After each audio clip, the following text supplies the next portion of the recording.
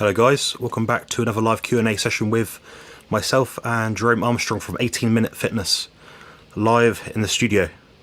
I'm currently in the studio in Sophie's house, funny enough. So this is episode number 37. How you doing, Jerome? Doing fantastic. How about you? Excellent, absolutely excellent. Good to hear. I'm enjoying the lovely cool breeze through the window there. I don't like heat.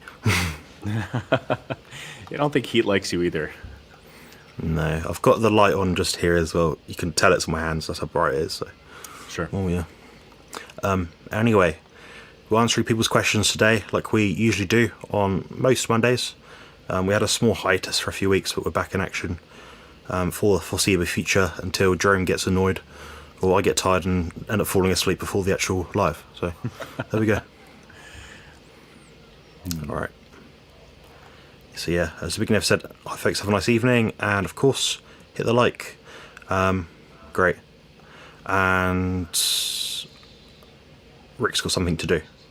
We're going to be joined today by Sophie, which is very exciting. I'll add her to the stream now. Hello, how's it going? She is. Good, how are you? About Good. It's good How to are see you, you, Sophie. Jerome? Doing well, busy, but doing Good. very well. Thank you. It's good to see you too. I see your hair's growing. Yeah, I'm going for the look.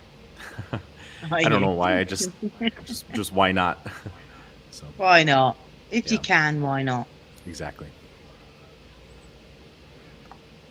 Well, the girl's There we on go. fully Just toggling asleep, all the so I settings. might have to keep getting off. How are Maddie and Tilly? Good. Not eating much, but I think the heat is a bit of a pain for them at the minute. Sure. So they've just gone into bed, but they're not asleep. So I may have to dash. I can hear them. yeah. Sophie, thanks for representing the brand. Ways.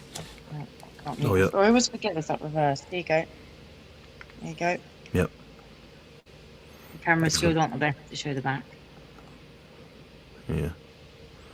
Would you believe it? Sophie's filming right now on a 4K 60 frames per second camera. Awesome. In my living room. Unfortunately, I think StreamYard caps it to what 720p, so there's some down Yeah. regulating, but it still looks really good. Yeah, excellent. I changed Just wanted to the camera mention there, Rick does gain 100 composition coins on this episode, so he's certainly stacking them up now. Be able to, he might not be able to go over here himself, but he may be able to import a duck. It would be good. Actually. Excellent. Yes, and of course, hit the like on your way in, please. Thank you very much. We're joined with, I don't think I ever do it with these ones in particular. I always have to remember to hit the monetize button with these, because otherwise it doesn't monetize itself. I do hit the like afterwards, but sometimes I don't watch it live because I'm busy with the girls or working or something. Yeah. Oh yeah. How's it going, Ben? Nice to see you. Hope you're doing well.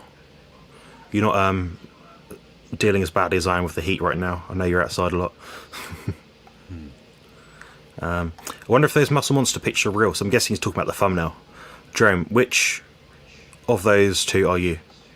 I'm the one with the red hair and the messy beard. I'm the one with I think he's got hair at the moment, but I've shaved mine off. So it's not an accurate depiction of what I look like at the moment. Goals. Am I on there Not today, no. today? I have got one though, haven't I? Brunette You've got one. tattooed muscular woman. Yeah, really hench. She's probably bigger than the other ones if you scale her out. We can always fix that thumbnail in post too. That's true, yeah. Ben asked, have you or would you use C8 MCT oil to fuel training? Sophie, What is that? it's a liquid MCT oil that's basically a liquid MCT oil which is from coconut. What's MCT? Medium chain triglycerides. Okay. I'm going to answer no because I I have no idea what that is, so I wouldn't use it. What about you, Jerome? You probably got a jar somewhere. No, I've never used it in training, so I can't speak from experience. I don't think I would. And Jonathan, I imagine you know better than I do, but MCT oils, I believe, bypass the hepatic vein and are more readily taken up into the bloodstream and can be potentially. So I think that's kind of the idea, but correct me if I'm wrong on that. That is correct. Yes. I have used it and it gave me horrendous diarrhea. One serving of like 5 milliliters, like a teaspoonful, something stupid. It wrecked my bowels. It seems about half the people I speak to, maybe a bit less than half at this point, but it does seem to give them diarrhea for some reason. It's this fatty acid structure, and it's kind of the same thing with people that don't do well with rendered beef fat. So, tallow, beef dripping, things like that, I'm guessing. Yeah, I've not really had anyone use it, apart from one guy I spoke to. He was a raw carnivore, and all he eats was ground beef with MCT oil. That was it. He doesn't eat salt. That is literally what he eats. So, and he thought it was pretty good, but that's like one anecdote, so I wouldn't really rely much on that, I don't think. Well, it makes sense in a certain light, right? If you have a more quickly utilizable fuel, that it could be potentially used for energy, but carnivores, especially long-term or fat-adapted athletes, certainly produce all the energy they can via gluconeogenesis. So I like the idea, but I think ancestrally, Jonathan, short of like the coconut oil, there's really not large amounts of MCTs in a lot of animal-based foods, is there? No, there is not a lot. Not a lot at all. I think our best bet is just to eat more food. The thing with anything that you eat around training is it has to be digested. Whether it's an efficient, quick source of energy or not, there's still some kind of stress to the body because the body has to deal with it. I'd prefer someone to be well fed or better fed prior to the training session before trying to try out these supplements. But is it going to harm you? No. Is it useful? Maybe. Is it a lifesaver? Is it a game changer? No. It's not something I'm coming across and noticing people talk much about. So yeah, I mean, I'm more of a fan myself of like butter. Butter's got more useful fatty acids. It's got butyric acid. Yeah, butyric acid has some sodium in it as well. If you have a salted butter, so that's going to be useful for your training. And you can just eat a bit of that with no issues for the most part. Not many people have issues with butter, apart from those that are like intolerant to parts of dairy itself. So I'd rather someone have a bit of that than MCT oil. It's more tried and tested, and it tastes nicer in my opinion as well. So very good. Excellent question, though. I appreciate that. That made me think a lot. Yeah, I like those. Keep up with the questions, guys. We do like answering them. We've got a super chat from our friend of the channel, Joe Blades.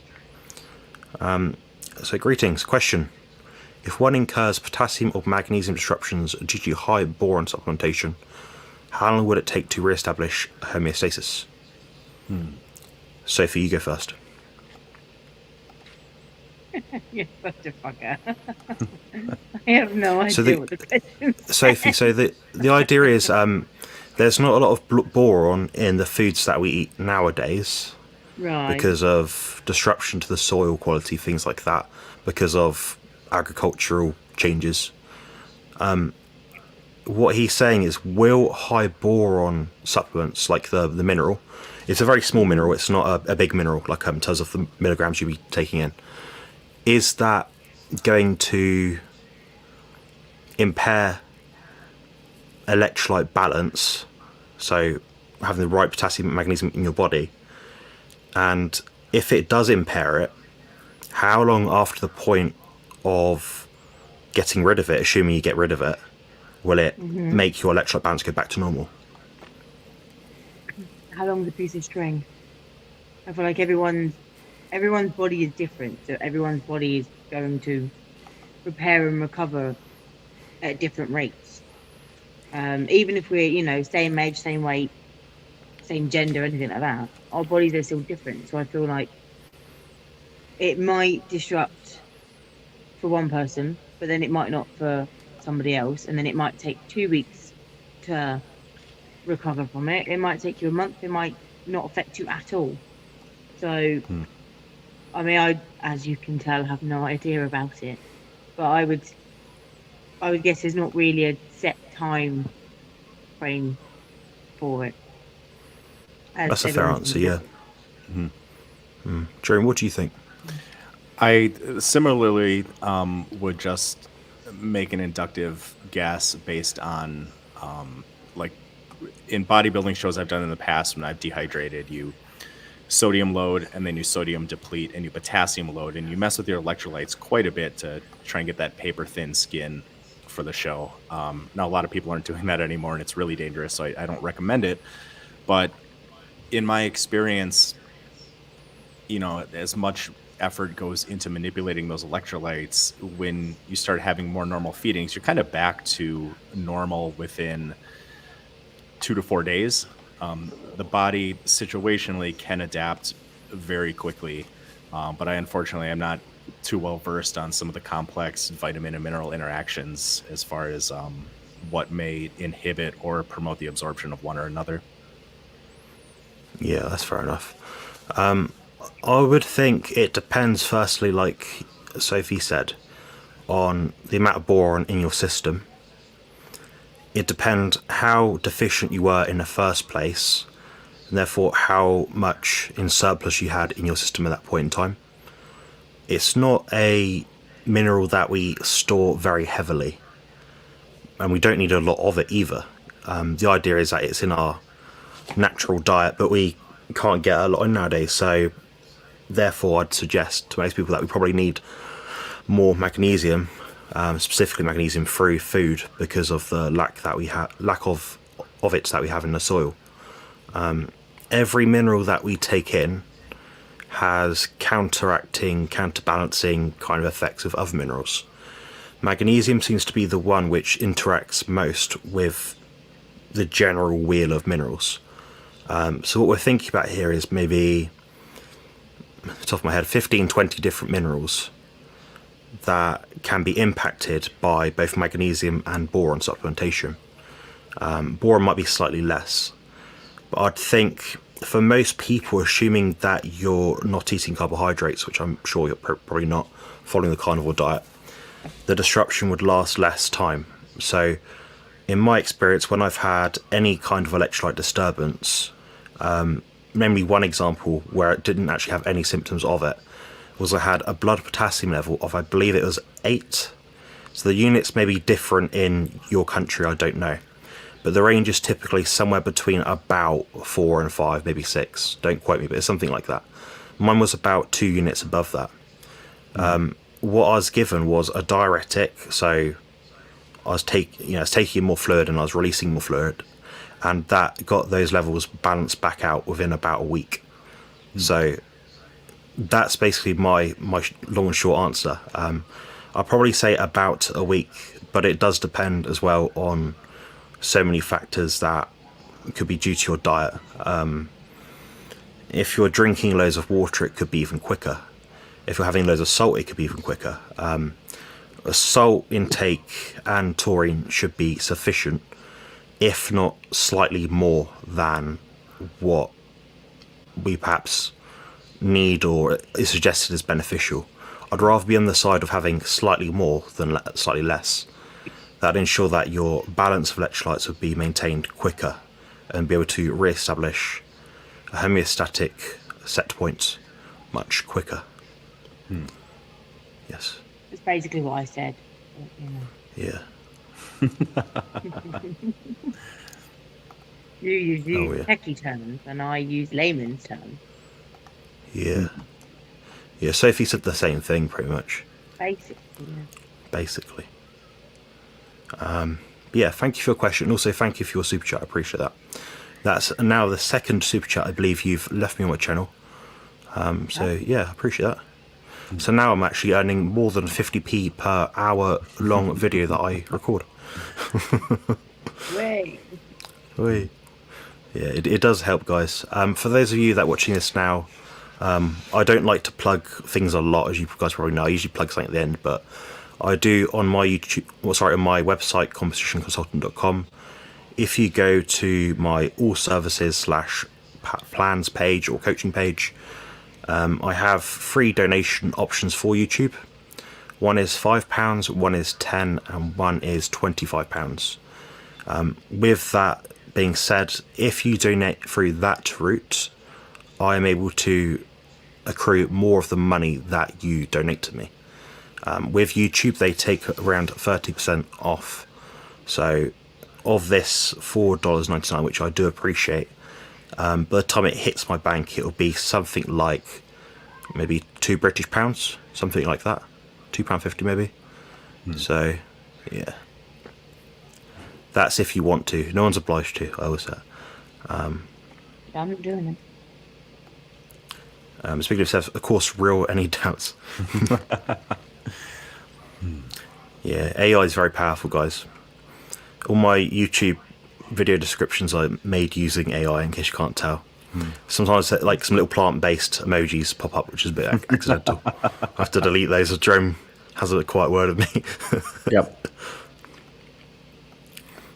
How's it going, Carl? Nice to see you. Hey, Kyle.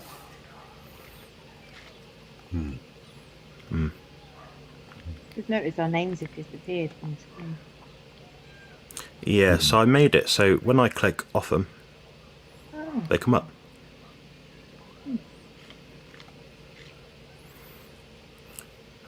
Anyway, speaking of asked, I am wondering of Jerome's opinion about doing sprints for muscle gain and visceral fat loss. The reference is Dr. Sean Emar Research and Tests, which is a recent thing that's come about in the Carnivore conference. Fun enough, by people that are included that are not even carnivore.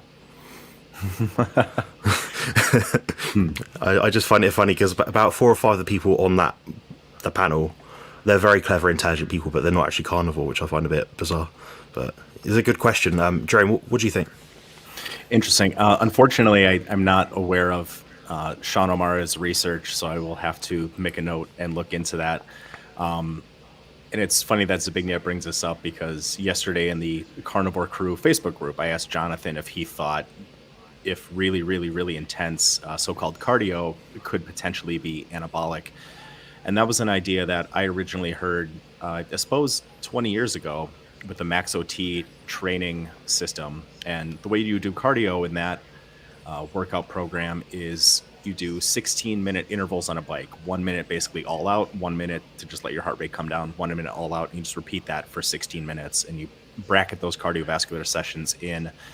And the creator of that style of cardio and that workout program had postulated that because of the intense nature of the muscular contraction, it's possible that that cardio be anabolic in a sense because you're just working your muscles hard. And muscles, really, they don't know what movements you're doing. They just know tension and they know metabolic stress. So I would think if someone was doing hard enough cardio, and I mean you would have to push yourself hard, essentially as hard as you safely can for some prolonged period of time to where there was a significant enough decline in performance. I think it certainly has the potential to be anabolic. That it would be great for much in terms of like the quads, but certainly the hip flexors, I would see having to contract as hard as they do to flex the hip to bring your knees up, especially in any kind of like sprinting or running movement. But just real broad strokes, if you look anecdotally, sprinters and short distance runners have very, very large quads, hamstrings, and glutes runners, and they're not necessarily doing leg extensions, squats, power cleans, and some other movements like that in the gym.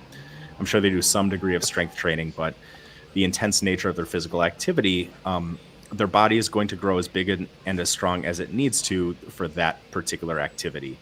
So I think it has the potential to be slightly anabolic. But with that being said, if you're pushing your cardio that hard, you need to be careful in how you structure it around your routine. You wouldn't necessarily want to do that the day before your leg day, or even necessarily a day after your leg day. What do you guys think? Sophie, what do you think before I add anything in? I mean, I agree. Like, there's probably parts of it that is beneficial. I can't remember the phrase, but didn't Bart say something like, "You train for what you do"? So, like, runners will train, as runners, so they will do the sprinting, and they whether it's long or short.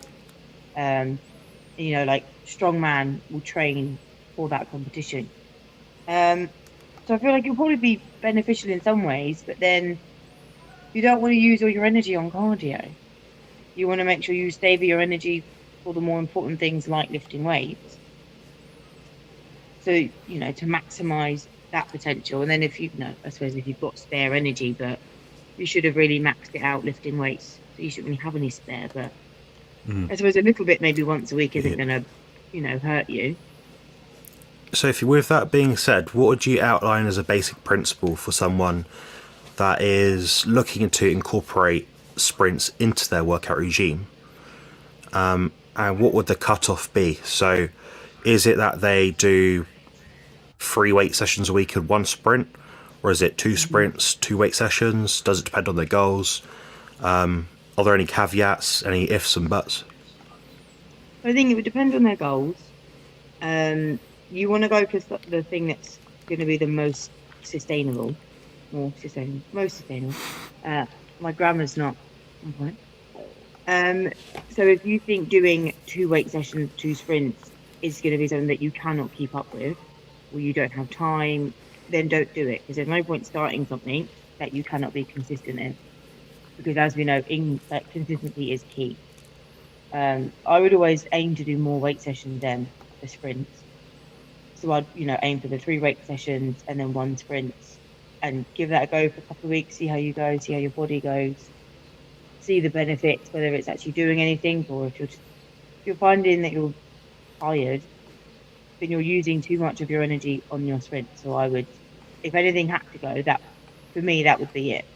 I wouldn't do cardio unless I really, really had to. Like if I had a lot more fat to lose and, I only had a small period of time, then yes, I do my weight training and then I do a shit ton of cardio to burn as much as I could. But that's silly. That's not the right mind frame to do it in. It's not the healthiest way, and it's not the most sustainable way. So, yeah, a healthy balance if you can, and whatever you can actually be consistent in. Is it going to cause an impact on your strength training? I'm going to give you my theory. When you do any kind of intense activity, whether that be weight bearing, sprinting, anything like that, I think it has somewhat of a localized glycogen depleting effect.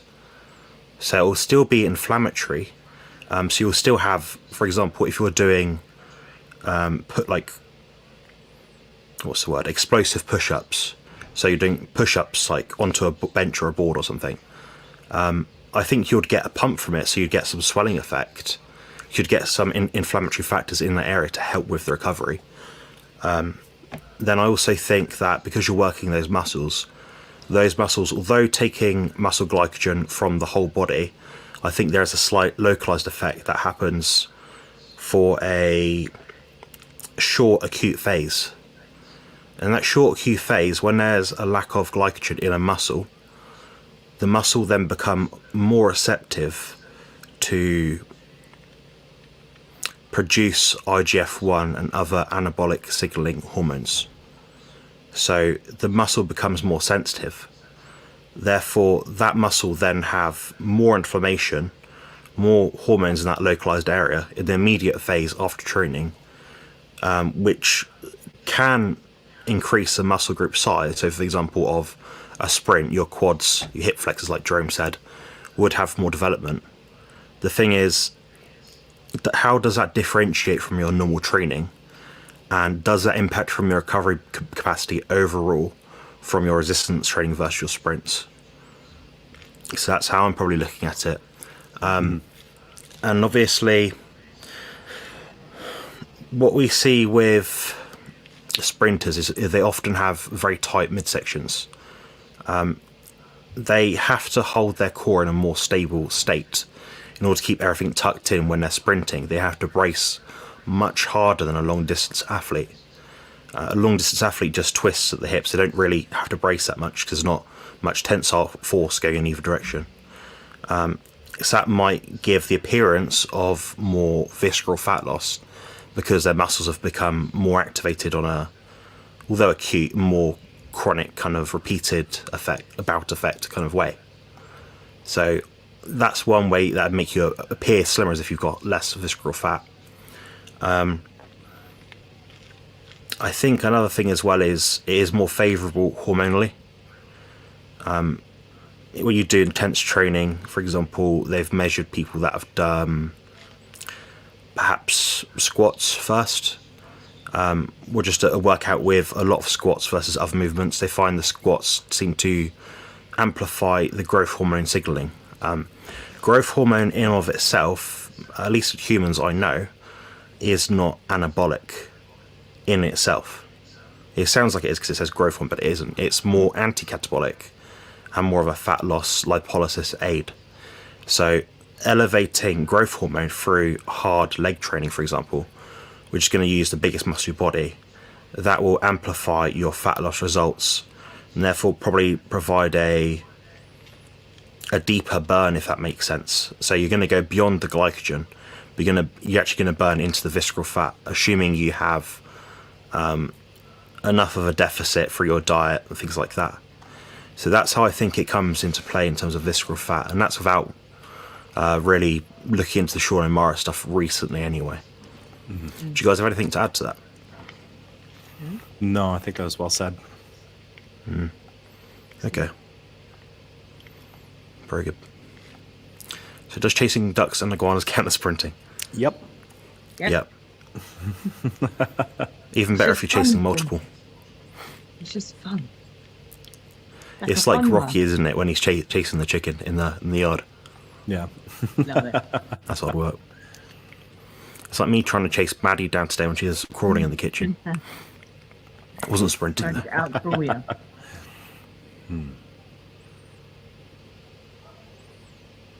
Just scanning through for questions. My battery is low, so if I suddenly go off, it's because it's died. So if you come upstairs, I've got my charger to the side, maybe we can use the one over there and bring it down or something. All right, come up. Yeah. As I'm off. Yeah. I'll bring it back on in a second. So we've got a question from Ben. Have you used the peptide stack, ipamorelin and tesamorelin? Is that new to you, Jerome? Yeah, that's sorry. I've never heard of them, so no. Yeah. They're quite short peptides. I'm pretty sure ipamorelin is a short peptide based on growth hormone, at least some of the peptide amino acid sequence of that. What they basically do is that has an effect on your genes to do something in your body. That's how peptides work. It does work in a sense. It does amplify your growth hormone response, but it's not going to really be a significantly massive difference. I'd much sooner rather see someone actually buy the real stuff as prescribed if possible and use that. It's kind of like the thing where they talk about herbal testosterone boosters versus testosterone.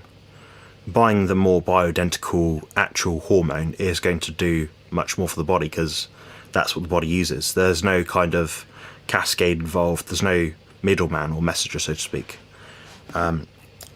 A better alternative to ipamorelin that I've heard of is called, I believe it might be hexarelin, but it's one of the two, hexarelin or ipamorelin. I may be able to check it up after I finish rambling for a second. But Yeah, they're not that useful. People that use those kind of growth hormone peptide kind of things, they do more in the body if you're using exogenous insulin. Because when you have growth hormone and insulin circulating in the body at the same time, you produce more IGF-1, which allows cell proliferation, muscle synthesis. So what's the word, Jerome? You know the word. It's not. Is it mitosis? Cell splitting. Yes. Cell splitting. Yeah. So it allows more cell splitting. That's what IGF-1 does. So it's almost like I'm saying it's not very good unless you add something to it, which is even more dangerous. But that's the honest truth. And testosterone, I'd have to look that one up in a second, but I've read on that one before. Sophie, what do you think about peptides and different things? Absolutely no idea. Won't lie to you. I'm going to Scooby-Doo. Jerome, you're up. No, I've never taken peptides. I have no experience. I don't know anybody that's taken any and has openly discussed anything with me, so I'm way in the dark on this one. But I appreciate Jonathan carrying the team with that answer. Yeah, it is. Sorry, guys. It is ipamorelin. That's the better one. Okay. Yeah, I thought so. Yeah. Yeah, I don't think it's going to make a whole lot of difference. What people are talking about with these things is they'll see a study based on a rodent or whatever, a mouse, and say, oh, growth hormone goes up like this within an hour, and it goes up thousands of %. But that doesn't do a lot in your whole body, because that's what your body does naturally throughout the day anyway. They're using these things to try and get more synthetic spikes. The problem with these sort of things is they always have a downstream effect. There's always something that happens in your body to counterbalance what is happening when you're raising growth hormone, when you're raising insulin. Something always happens. So that can either be a positive or a negative thing. So personally, long story short, I wouldn't waste my time. I'd probably buy the real thing, and I'm not suggesting that you do, but I'd buy the real thing. Or if I was to use it, I'd use it with insulin if I was looking to build muscle. But again, not prescriptive, not advice, not suggestion. Yeah. Good question. Sophie, if you caught any iguanas or ducks recently? You mean? No, I was going to catch a duck, but I was like, can't be bothered. He's just quacking away. It appears I've got a second super chat from Joey. Thank you. He says it's a pleasure and privilege to support. I appreciate that. Thank you. Thank you very much. We've run out of eggs in this house nearly, so that comes in quite handy. We'll go to the butcher's on Wednesday, because I'm at work all day tomorrow. Yeah, I've got a babysit for a midget. You do. That's the smallest one. If you have to push your car when it breaks down, is that strength training or cardio? How far are you pushing it, I guess? It's both. Strength training is cardio. Yeah. Yeah, all activity is oxygen demanding by nature. So it technically just sitting here now is cardio by default, because my heart is beating. Yeah, I mean, you don't need to do all this extra stuff like running on a treadmill for half an hour to get a cardiovascular benefit. Jerome trains for like 20 minutes 3 times a week or something. Sorry, 18-minute fitness. So you don't need to do all these extra things. Any activity is better than no activity, providing you can do it safely and it doesn't leave you in a deep dark hole in terms of your recovery and ability to do other activities throughout the day. I think even like double stepping up the stairs, and you miss a step. I mean, that's challenging for me because I've got short legs anyway. I'm not sure for a tall person like Rick it's absolutely fine, but some people would naturally just skip a step or two, whereas that's like a workout for me. Just like a step up. I don't know the posh name for that, but like a step up. Even that is better than nothing. If somebody really couldn't do anything. Step ups are getting more popular now, Jerome, in the bikini fitness space. Yep. The stepping up part is fine. It's the getting down that I really take issue with. From a I'd rather just keep going up. You need like a conveyor Yeah. belt of and, steps. and if someone Like if a someone stairwell. carries a pair of dumbbells and walks up a flight of stairs, that's fine. But there have been too many people.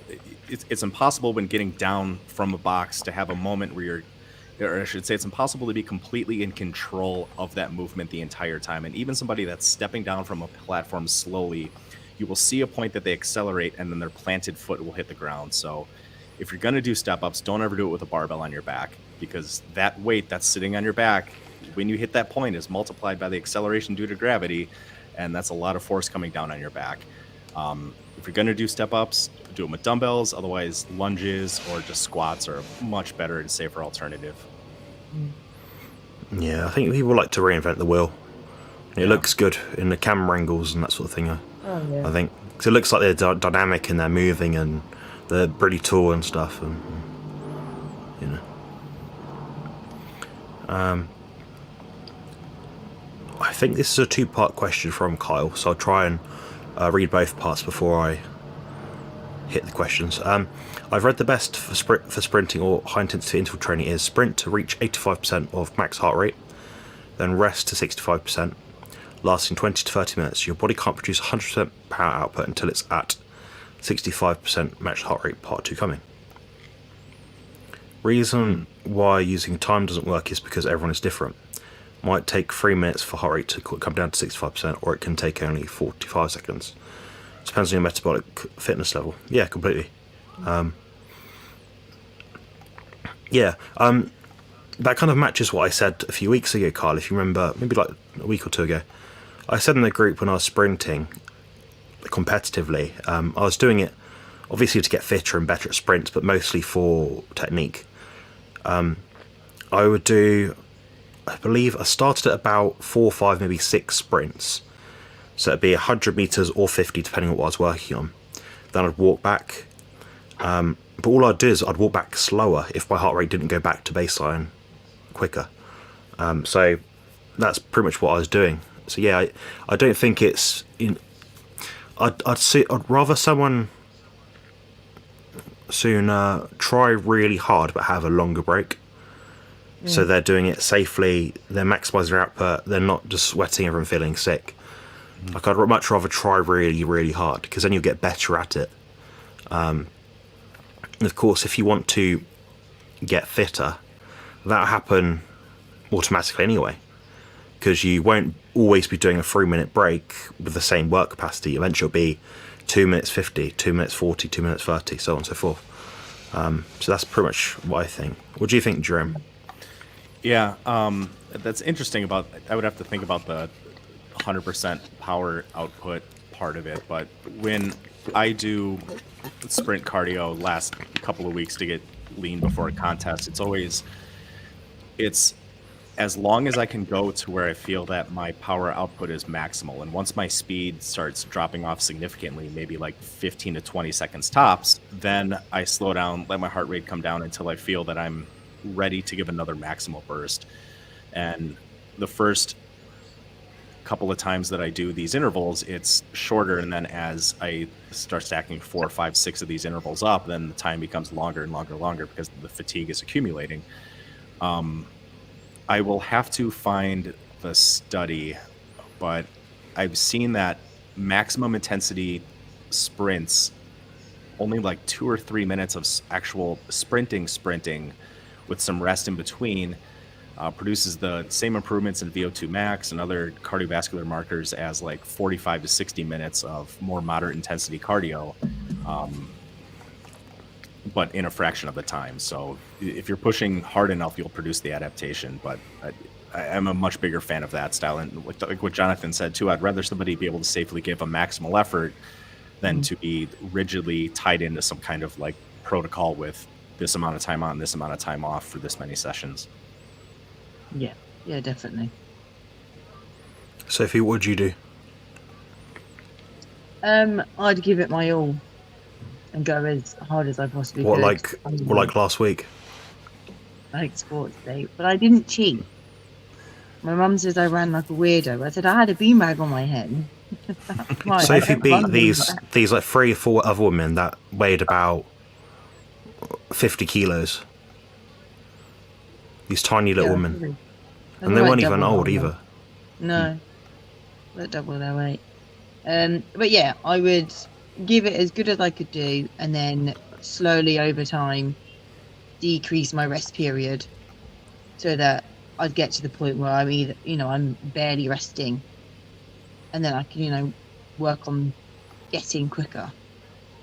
That makes sense. Yeah. I've got nothing to add to this point. Fantastic. Joey asked, any possibility of doing a video regarding how to mitigate myalgic encephalomyelitis, CFS? I feel many would benefit. Of course I would learn how to say that because I have it. Yeah, I've got a video airing in 1 hour and 45 minutes on exactly that topic. Very good. Awesome. Like, Jerome, we filmed that clip about a month ago. Well, 6 weeks Yeah, ago. I was gonna say we had someone write in and ask about chronic fatigue syndrome, and this person also had fibromyalgia. And we gave some practical tips, and then I've kept up a loose email correspondence with this individual, and things have been improving quite a bit. But be sure to watch Jonathan's video premiere. That'll give you a much better explanation than anything I could try and recapitulate now. Yeah. I think the main thing is just time. And getting rid of as many negative variables as humanly possible. I think, like right now, for example, I'm using quite heavy painkillers. They don't improve chronic fatigue.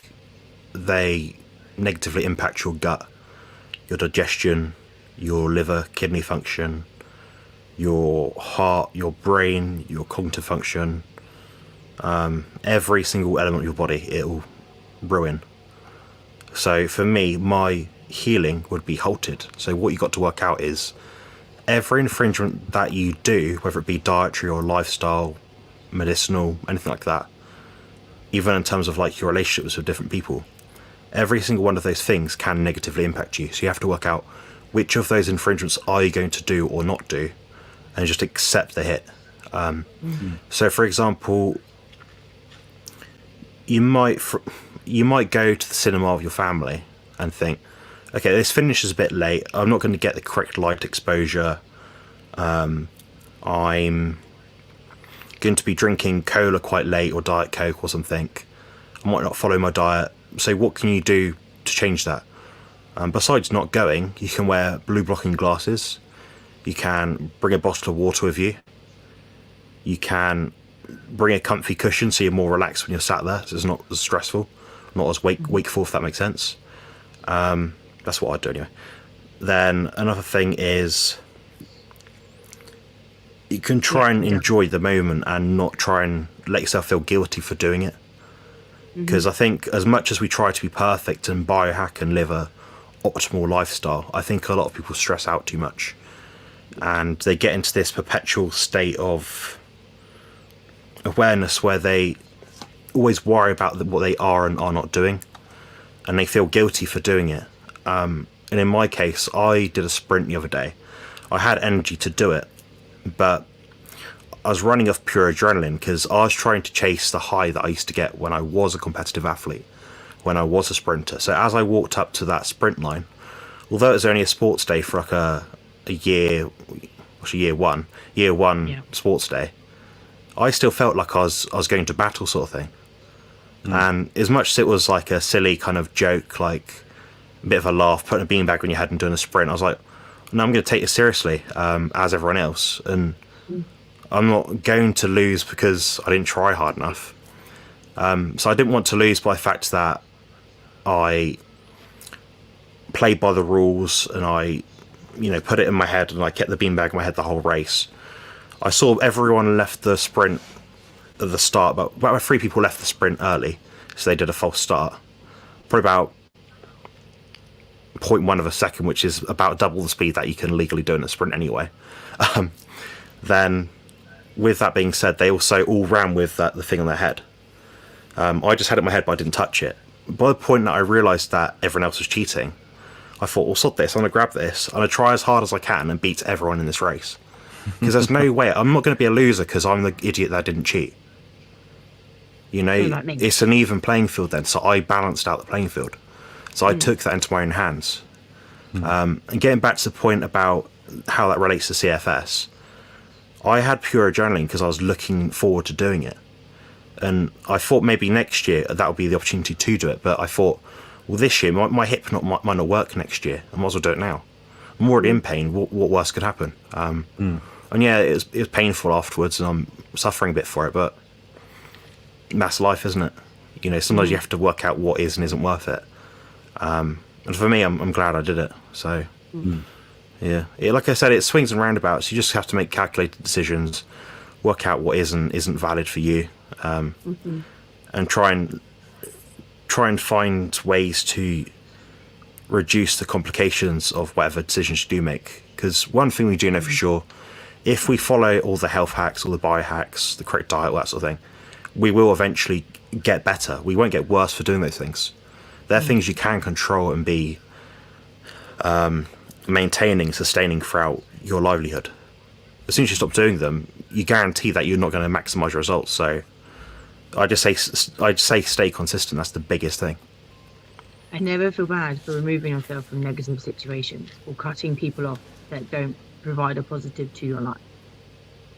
Because if they genuinely mean something to you, they will be a positive impact on your life. And if they're constantly negative, you know, to you and about the situation, you don't need them.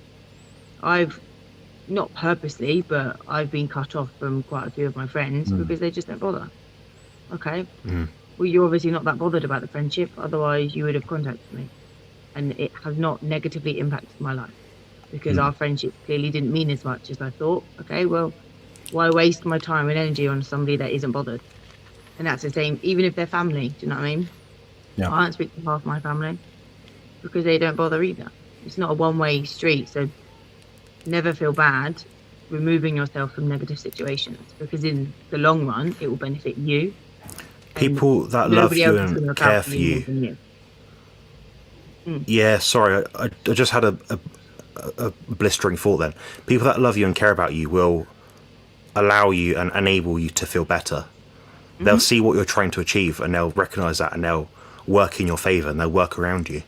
That's not to say you can be an arsehole, but you have to accept some people are there to help you. And a prime example, I'm sure Jonathan won't mind me sharing it. I booked cow milking on Saturday for like a joint birthday, mainly his, because you know it's his dream to milk a cow. And we had a conversation yesterday because of how much pain he was in, and I said, "Are you going to be able to do it?" He's like, "I'm just very anxious about it because I don't want to get there and then not be able to do it, just be in pain the whole time, and then feel bad because I wasted your money." And I said, "Well, I'd rather cancel it now and we rebook it when you can do it, because there's no point going somewhere for you to just be in pain, counting down the minutes for when we leave." So that was a prime example of, well, I took him out of a potential negative situation for him and turned it into a positive. That's fine. We'll do it another time. And the genuine people that give a shit about you will happily do that. I could have easily gone, no, I paid for that. That's my hard-earned money that I don't have much of. I've done it for your birthday. We're doing it. Tough shit. You know, pop a pill and get over it. But I didn't, because you know, that's not how life is. You compromise, you know, make things as easy as possible if you can. Yeah, it's been a learning curve, having different diseases and syndromes and things. You can relate to people a lot better than you could if you had not had them. Like Jerome, I'm sure you won't mind me saying, like, you've had issues of speech before, and you're now excellent at speaking. Like, everyone I show you the videos that you're into, like, oh, this is my friend Jerome, this is him talking about this, what do you think of this video, this information? Like, oh, he's an excellent speaker, you know, he speaks very clearly, he's well understood, that sort of thing. Would not have thought that a speech issue. You wouldn't have thought it. No. But then for you, that gives you your own sort of credibility. You put in the work to achieve that. And the same thing's true for anyone that's achieved anything, despite some hardship. So I always look at situations that are negative in that kind of light. Like currently, I mean, I won't go into my finances right now, but I'm earning half as much this last month than I did the last month. So literally half as much, and half of not a lot. But if I stay consistent with what I am doing, it'll only get better. It can't get worse. You know, I've still got my loyal paying coaching clients, people that consult regularly, people that buy stuff that I sell. You know, that's good enough, but you have to stay consistent. So, like I keep saying, it's the consistency that is the key, and not being put down by the fact that people around you are doing better than you, but they've got it easier, they can tolerate more than you, this, that, and the other. So, yeah. Always think positively. Your mind is a very powerful thing, and people don't realize that. If you fill yourself with negative thoughts, negative shit will happen.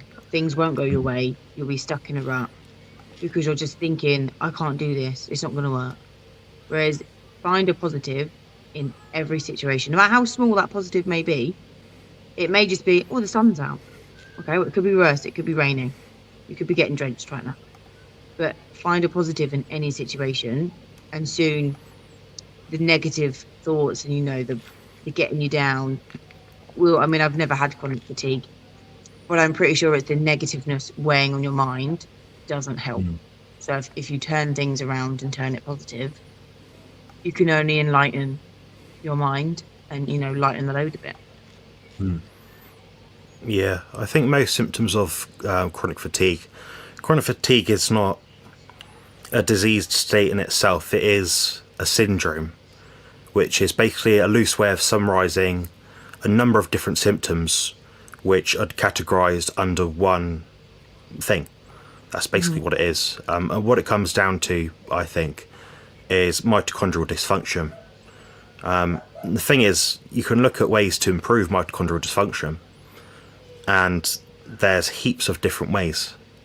It always comes down to diet, health hacks, lifestyle, and I'm pretty sure your mental state and your approach to different challenges in life is one of the biggest impactors when it comes to increasing your mitochondrial capacity. Your ability to tolerate illness and reduce your susceptibility to future illness as well.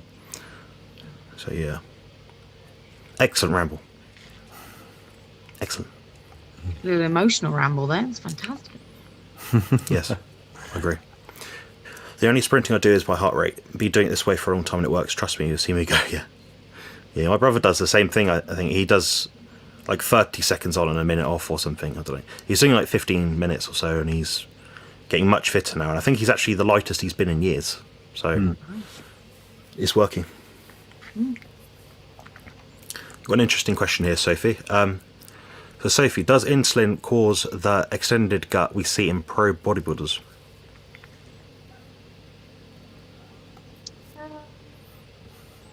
I don't know if that's the direct cause.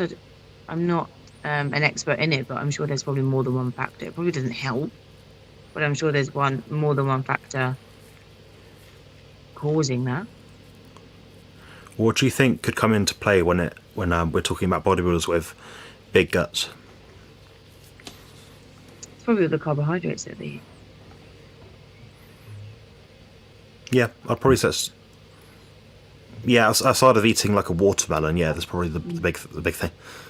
Because obviously there's, you know, the glucose in carbohydrate, and with all the, I mean, I'm not a chef, but all the, you know, wheat and all that can again cause you to bloat, so it extends the gut. The sugars in the carbohydrate, again, it's the same thing. Okay, Jerome, what do you think? And I'm just guessing, but I would lean it's probably a combination of insulin and growth hormone in conjunction. When I think about people that have like acromegaly, where they have a tumor that presses on the pituitary, so they're always producing too much growth hormone, they essentially die usually in their 40s of heart attacks because they never stop growing, and this includes their organs. And I think some degree of that probably happens with some of the nightmarish amounts of growth that are taken by some pro bodybuilders, but I would suspect insulin is probably number one.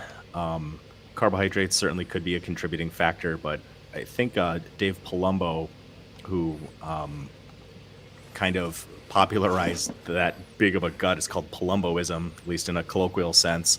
I think he recommended ketogenic diets for a lot of his clients, and I think he used ketogenic diets himself. So, but yeah, the pregnant stomach look on most professional bodybuilders is it's awful, and the few guys that don't do it can present some really nice looking physiques. But I would lean probably insulin and growth, but I'm just guessing. Yeah, at the end of the day, it comes down to too much carbohydrates.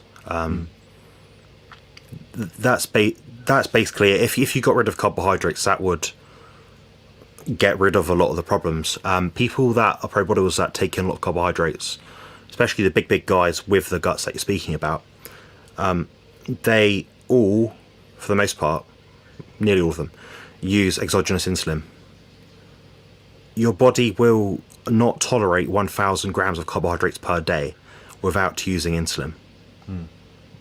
It doesn't matter how big you are. Your body's digestive capacity won't deal with that.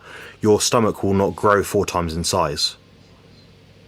So they use insulin. So insulin has an effect on your gut motility, so the ability for I'm not sure what the word is, but the ability for the muscles, the smooth muscles within your gut to actually contract. When insulin is raised throughout the body, that stimulates the body to release the bowels to let stuff come out. That's how insulin. That's one of the things that insulin does, which isn't spoken about. People just know, oh, it's a storage hormone. That's one of the other things it does as well. The thing is, when you're raising carbohydrates, you're by default having to raise insulin because you have to have more insulin to deal with the carbohydrates. Anyway, they won't just sit in your gut. Something has to store or shuttle those glucose molecules around your body. In your intestine, you have a large amount of receptor sites for IGF-1.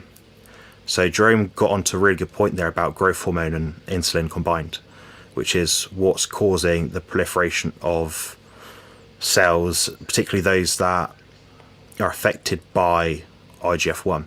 So if you measure the intestines of someone that is a pro bodybuilder using these drugs, they'll be huge, absolutely huge. So if you think of, for example, Rich Piana, he died about maybe 6-7 years ago or something. He had a heart that weighed, don't quote me, but it was like a kilo or something. Is ridiculously big, like double what's meant to be. So imagine if that the same thing was true for your intestines. Imagine your intestines would double the size, theoretically. Nobody was going to come out, measure their intestine size for a scan and tell you. They're not going to admit to that. It's against their prerogative. But their guts are swollen. They're holding more water from the drugs as well. Their guts are probably bigger as well. The actual musculature, the smooth muscles, can grow. Your organs are muscles for the most part, and they can grow. My kidneys, for example, are about 10-20% larger than the average person's, purely because I have a high protein diet. And that's not exclusive to me as an individual, as a large bodybuilder. That's anyone that has a high protein diet, that maintains a high protein diet. Your kidneys will adapt to that amount. They have to filter themselves out. Another thing as well is having your stomach stretched chronically will almost separate the linea alba, the front of your abdomen, and that will mean that your tensile strength in your midsection, your rectus abdominals, would therefore be stretched. Therefore, they're not as tightly contracted throughout the day. Therefore, your gut is more loose, so it's spilt over. So imagine you have a big meal, you can't tense your abs. They're like that all day because you're eating so much food. They're eating so much food because they're using so much insulin. Then they're counteracting the insulin with more carbohydrates. So they're trying to get bigger and bigger and bigger. The scale weight's going up, but their guts are getting bigger. They're becoming more inflamed, and they're not getting better. So they're not actually building a body, they're just growing a body, which is a completely different thing to bodybuilding. So that, in my opinion, is the best bet we have in terms of mechanisms that come into play with growing the bubble gut. Thanks for the clarification with carbohydrates, because taking a large bolus of insulin without carbohydrates is a very easy way to kill yourself. And it's happened with bodybuilders. They drive their blood sugar too low and they die. So thanks for clarifying that. Yeah, the likelihood of that happening is 1 in several hundred, even with people that have used pens. So it is unlikely. I mean, this isn't medical advice, it's not me telling someone to do it by any means, but if you injected a whole pen of insulin, your glucagon would raise to counteract the insulin that's in your blood. So most people, in most cases, wouldn't necessarily die, but they do die, and they can die very quickly. So it's a bit different to taking like a performance-enhancing drug like Dianabol or something. That will give you some acute liver stress, which can be distress, but it's not going to kill you straight away. But insulin can kill you straight away, and that's where there's a fine limit. That's where you draw the line between like poor performance-enhancing drugs and things which can kill you. So yeah, it's a funny kind of drug, and I mean, most people that I speak to that are bigger than me do use insulin. So, Sophie, is Bart getting natty? Yes, Yes. 1000%. Well, even with Cerule? Yes. I would Bart put looks- my whole life savings on it. He looks really good for a guy that doesn't consistently exercise. I think he needs to be given more credit in that regard. If he was consistently strength training, I imagine his physique would look even more impressive than apparently he he's currently fat. does. Apparently he's fat. Yeah, how dare he use more natural lighting instead of just trying to get everything just perfect for the sake of a photo, right? How dare he just sit in a chair comfy? Yeah, I appreciate the honesty in his photos, and instead of putting a filter on everything and just Tensing. And yeah, Yeah. Bart could take enough pictures of him looking decent enough for thumbnails, and the haters would still hate him. of course he would. I think for a guy that doesn't consistently exercise, I think he looks fantastic for his age, and I think he looks incredible. yeah. You Yeah, do as well, Jonathan, don't worry. You do too. And you, Jerome, don't worry. I think. I don't know. I think King Edward Yellow looks quite good. I don't think he's natty, though. Old yellow Ted. Wouldn't say that to him. But get out of his truncheon. Ben asked, is there any significant differences in nutrients and how much a piece of steak is cooked? For example, rare versus well done. Sophie, what do you think about gingivitis? It's not from a carnivore diet. For sure.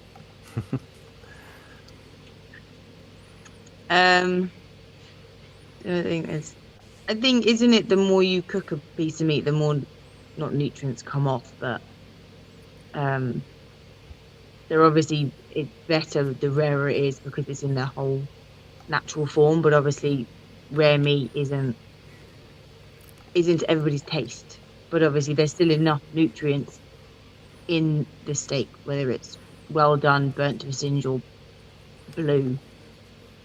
Sophie, you deserve 18,801 subscribers. What?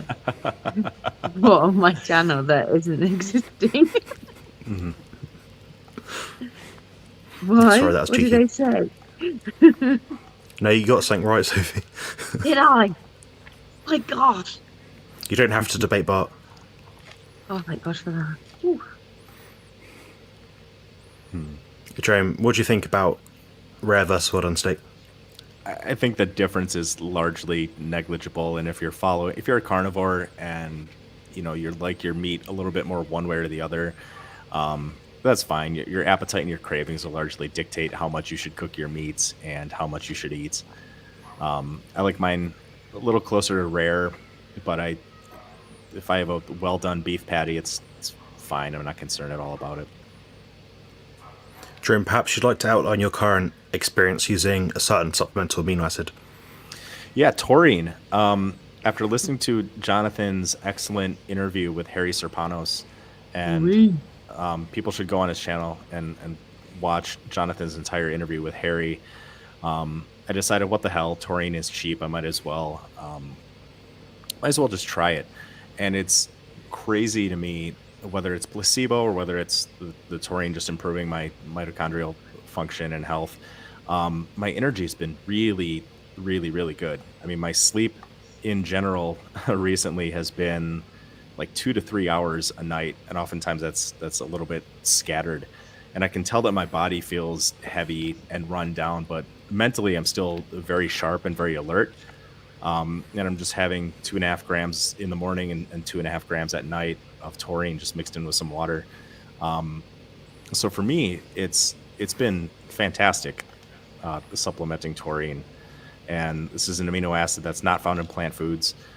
Yes, it is in beef. It's in higher concentrations in some fish, but it's been quite the experiment so far, and one that I'm thoroughly enjoying. So anytime I can get a little bit less sleep so I can try and be a little bit more productive and try and get my life a little bit closer to what I want to do with the time that I have here, I'm all for it. But yeah, it's been great so far. That sounds like a positive review. Yeah. And I think before giving like a definitive answer to people, I think we'll just take that at face value and say something seems to be working at the moment. Yep. But give it a few more weeks and, take it out, add it in, take it out, add it, Yep. Yeah. Then I'll do that, and I'll keep you updated on that. But really, at the dosage I'm taking, $20 ended up being almost like a 3-month supply. I mean, this is dirt cheap, so I had nothing to lose by trying it. Yeah. I didn't even I'll give measure my. anything.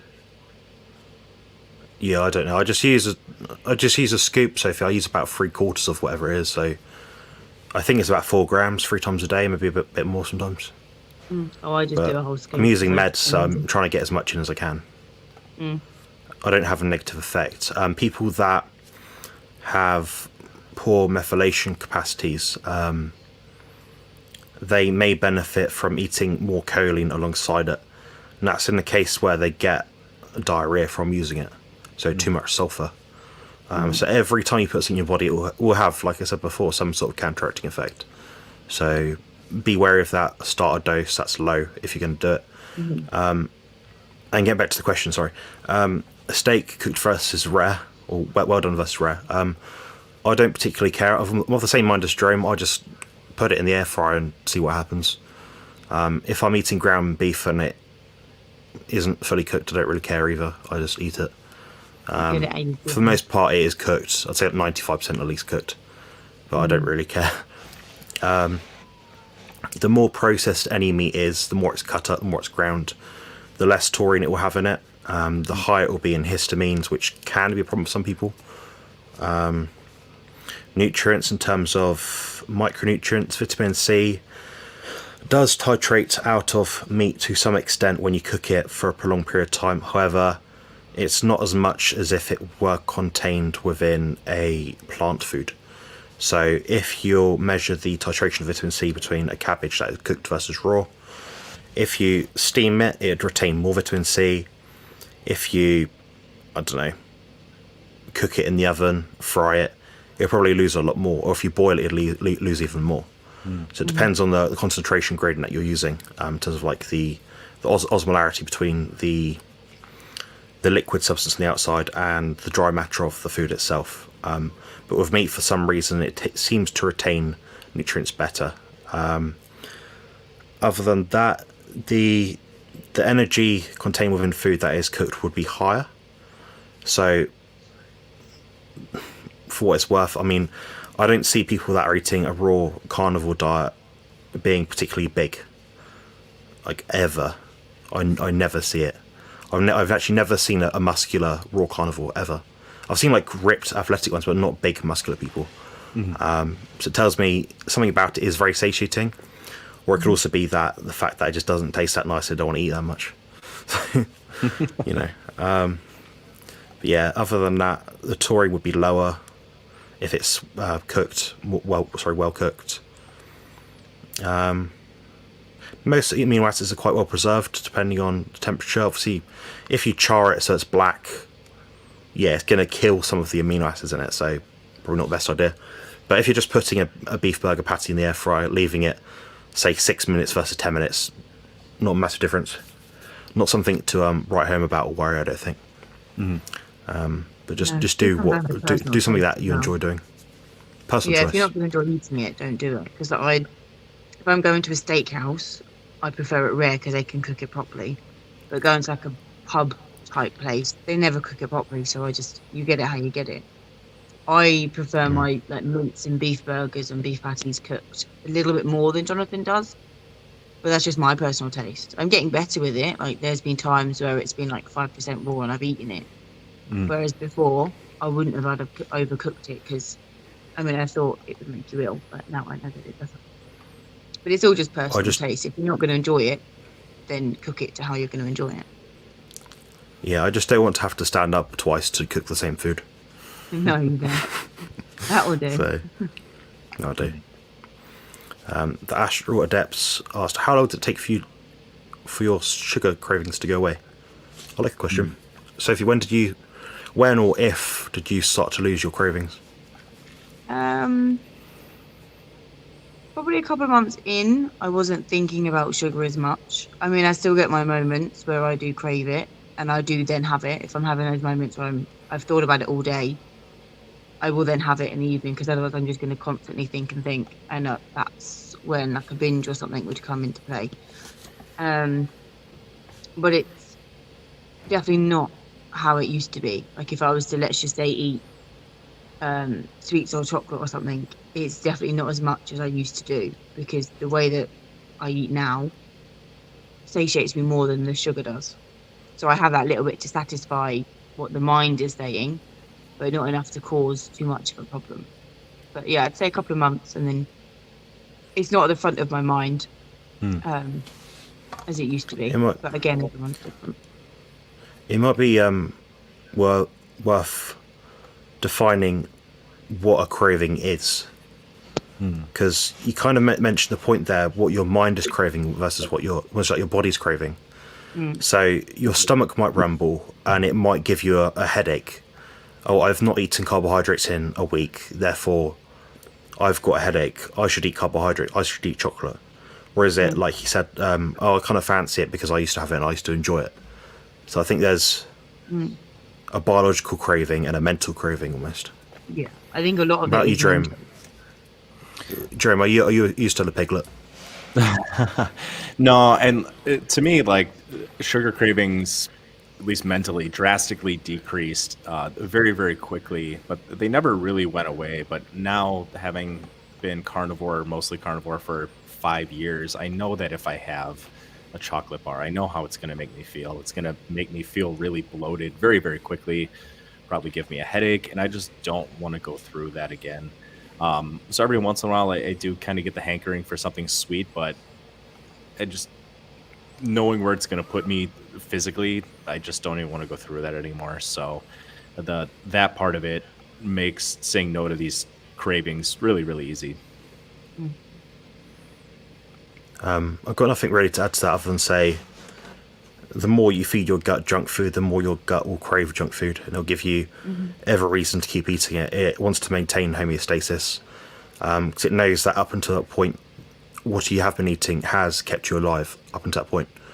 You just got to shift the balance in your favour of a more healthful and more logical diet, which is the carnivore diet. For me, I'd say the cravings tend to go away within about a week. Maybe a bit less. It depends. If I've had an off meal, it depends the severity of the meal and how bad it makes me feel. If it's a meal that really displaces my gut, so for example, if I had a roast dinner at Christmas or something, I don't even think I did this year. I had just meat for the most part. But if I had a roast dinner, like a Sunday carvery, that would really displace my gut, because I'll be eating like 150, 200 grams of carbs with loads of vegetables, loads of fibre, loads of volume. That would really mess me up. So then my cravings would be proportionate to that. So it might take a week for me to get back to baseline. Whereas if I just ate a bag of Skittles, which I haven't done in a long time now, that might be the next day I feel better, I can carry on. But I'd still get that urge, I've had one bag, I'll have 2 bags. So it depends on the severity of the binge, if that's what you're looking at. But I'd say for the most part, for most people, it just takes time, and the only guarantee of success with that one is if you just carry on trying to avoid and abstain from having them. The best research we do have suggests that we should, for the most part, abstain from these foods altogether, which sounds very dogmatic, but that's the truth. If we don't eat it, we shouldn't crave it. Anything to add? Nope. Excellent. You guys just cut out on my end. I don't know whether Hello, it did Carson, on how's it your going? end too. No, we're good, I think. Yeah, I think so. Oh yeah. Question: I don't get my beef parties right.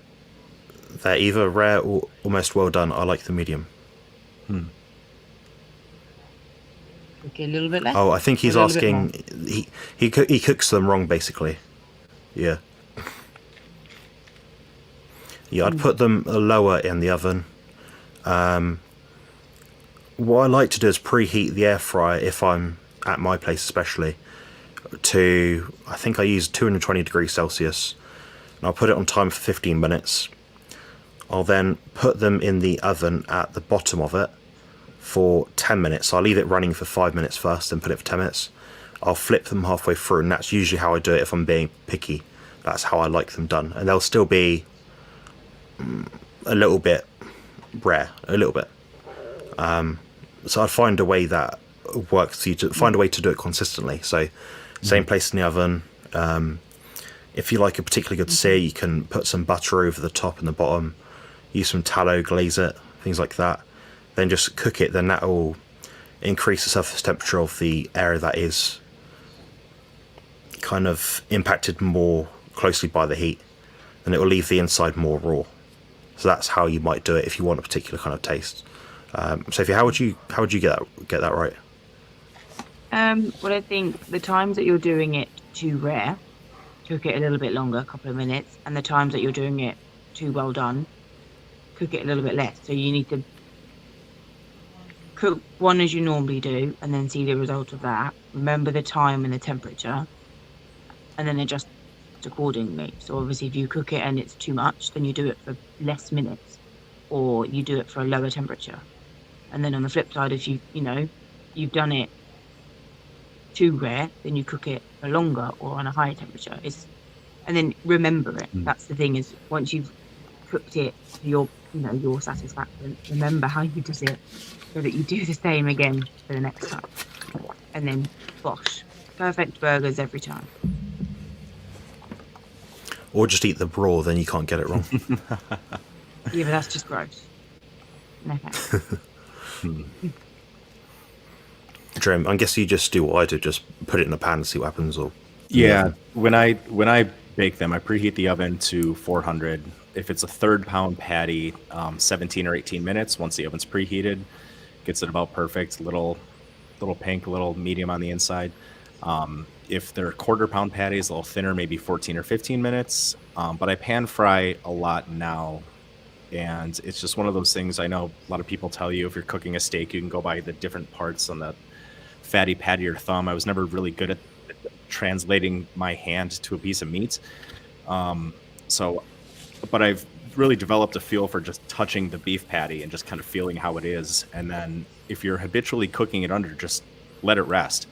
Let it rest for 5 minutes before you eat it. And that carryover will often get you to where you need it to be. So you'll figure it out. It's one of those trial and error things that, everybody's oven, everybody's stoves, everybody's range is a little bit different. And even the pan you're cooking in, stainless steel is very different than a nonstick pan. It's different than cast iron. They all carry heat a little bit differently. So you'll figure it out.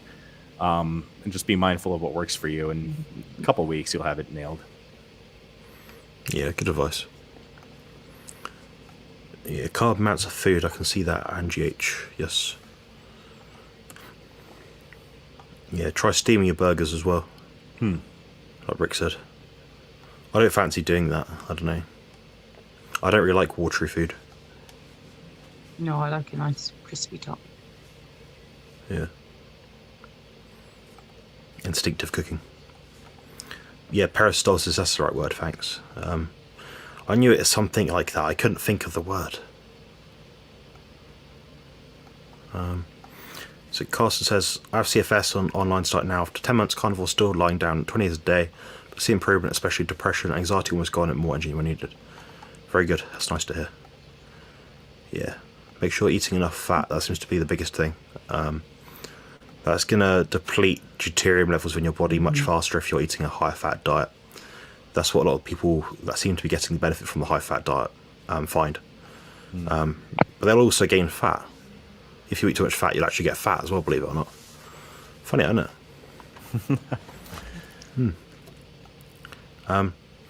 Professor Bart is an intellectual mass monster. He is. That's how he identifies. Oh, the Averdin scaremonger is approaching. Do you think Averdin in egg whites is an issue? Is it better to just eat the eggs when eaten in high quantity on the carnivore diet? Averdin is what is in egg whites which binds to biotin within the body when you digest it and prevents complete digestion and assimilation of that particular vitamin. I believe the percentage that you lose when you eat raw eggs versus cooked is 27%, something like that. It's about a quarter, I believe, something like that. The way I'd do it is I'd cook the whites and eat the yolks raw, or just make fried eggs. I'm particularly not too concerned about it. If you're eating a lot of eggs, then chances are you'll be getting loads of extra biotin anyway, so it wouldn't be a massive deal. I think if you're going to have one egg per day, yes, ideally cook the egg white and leave the yolk as runny as possible. That's what I'd personally do. What about you, Jerome? I kind of go back and forth. I wouldn't be concerned about Avidin, inhibiting too much biotin absorption. There's a lot of biotin in eggs anyways. My bigger concern is some people just appear to be somewhat intolerant of egg whites. I go back and forth on it. Sometimes I like scrambled eggs. Sometimes I like just egg yolk omelets. At the moment, I'm enjoying yolks, and I usually just toss the whites right now. But I'll go back the other way and scramble eggs in a few weeks, I'm sure. Sophie, what proportion of the global population has an intolerance to egg whites? Oh, you told me that. I feel like that was the time I probably should have been listening to you. Isn't it like 20? No, 40-something%. About 1%. I don't know. Oh, I was gonna say that. Yeah, it's about 1%. Doubted myself because it was too low. That figure, however, does go up in people with symptoms of or experiencing leaky gut. So myself, I don't have any issues eating eggs at all. But if I'm to use a lot of medications and my diet gets messed up and therefore I have more gut permeability, my probability of having an issue with egg whites would go up. But the vast majority of people seem to tolerate it fine. So I think it's overstated and it is scaremongering. That's what I see. I don't have people consulting with me saying, I'm eating egg whites, I've got an intolerance. I've had one person that seems to find that they have some symptoms of psoriasis when they eat it. That could be anything. They could be wrong, but they could also be right. But that's one person that I've spoken to out of a few hundred people now. So I think it is overstated. Sophie, how would you do your eggs to maximise nutrient density and absorption? Well, I love a runny yolk, so if I can be bothered, I'll poach it, and then I don't like my egg whites snotty. I like the egg whites fully cooked, and then I will keep the yolk as runny as possible. Same when I do a fried egg, if I fry it in butter. I keep the yolk as runny. If not, I just scramble it if I really can't be bothered, or I hard boil them. And I'm slowly learning James's technique to get some good runny boiled eggs. Yeah. But as you said, I have my duck army and they eat frogs. I tried to make Dr. Anthony Chafee the other day blush with Rick's comment. If you go back to the video. I think Dr. Chafee says something like, I don't look for... I'm not going to try and quote him, but he said something along the lines of like, "I don't look as old as what I am," something like that. And Rick was like, "Oh, you look great," or something like that, something along those lines. And I put it up on the screen, and Dr. Anthony Chafee read it, and he proper blushed. It's so funny. Bless him. I mean, how old is Dr. Chafee? Do we know? 15. He's mid to late 40s, I think. Yeah, Oh, okay. he's a bit older than me, I think. Just a little bit. I've got a few years on you guys, so. Yeah, quite a I few. wonder who would win, Yellow Ted or an army of duck. I'm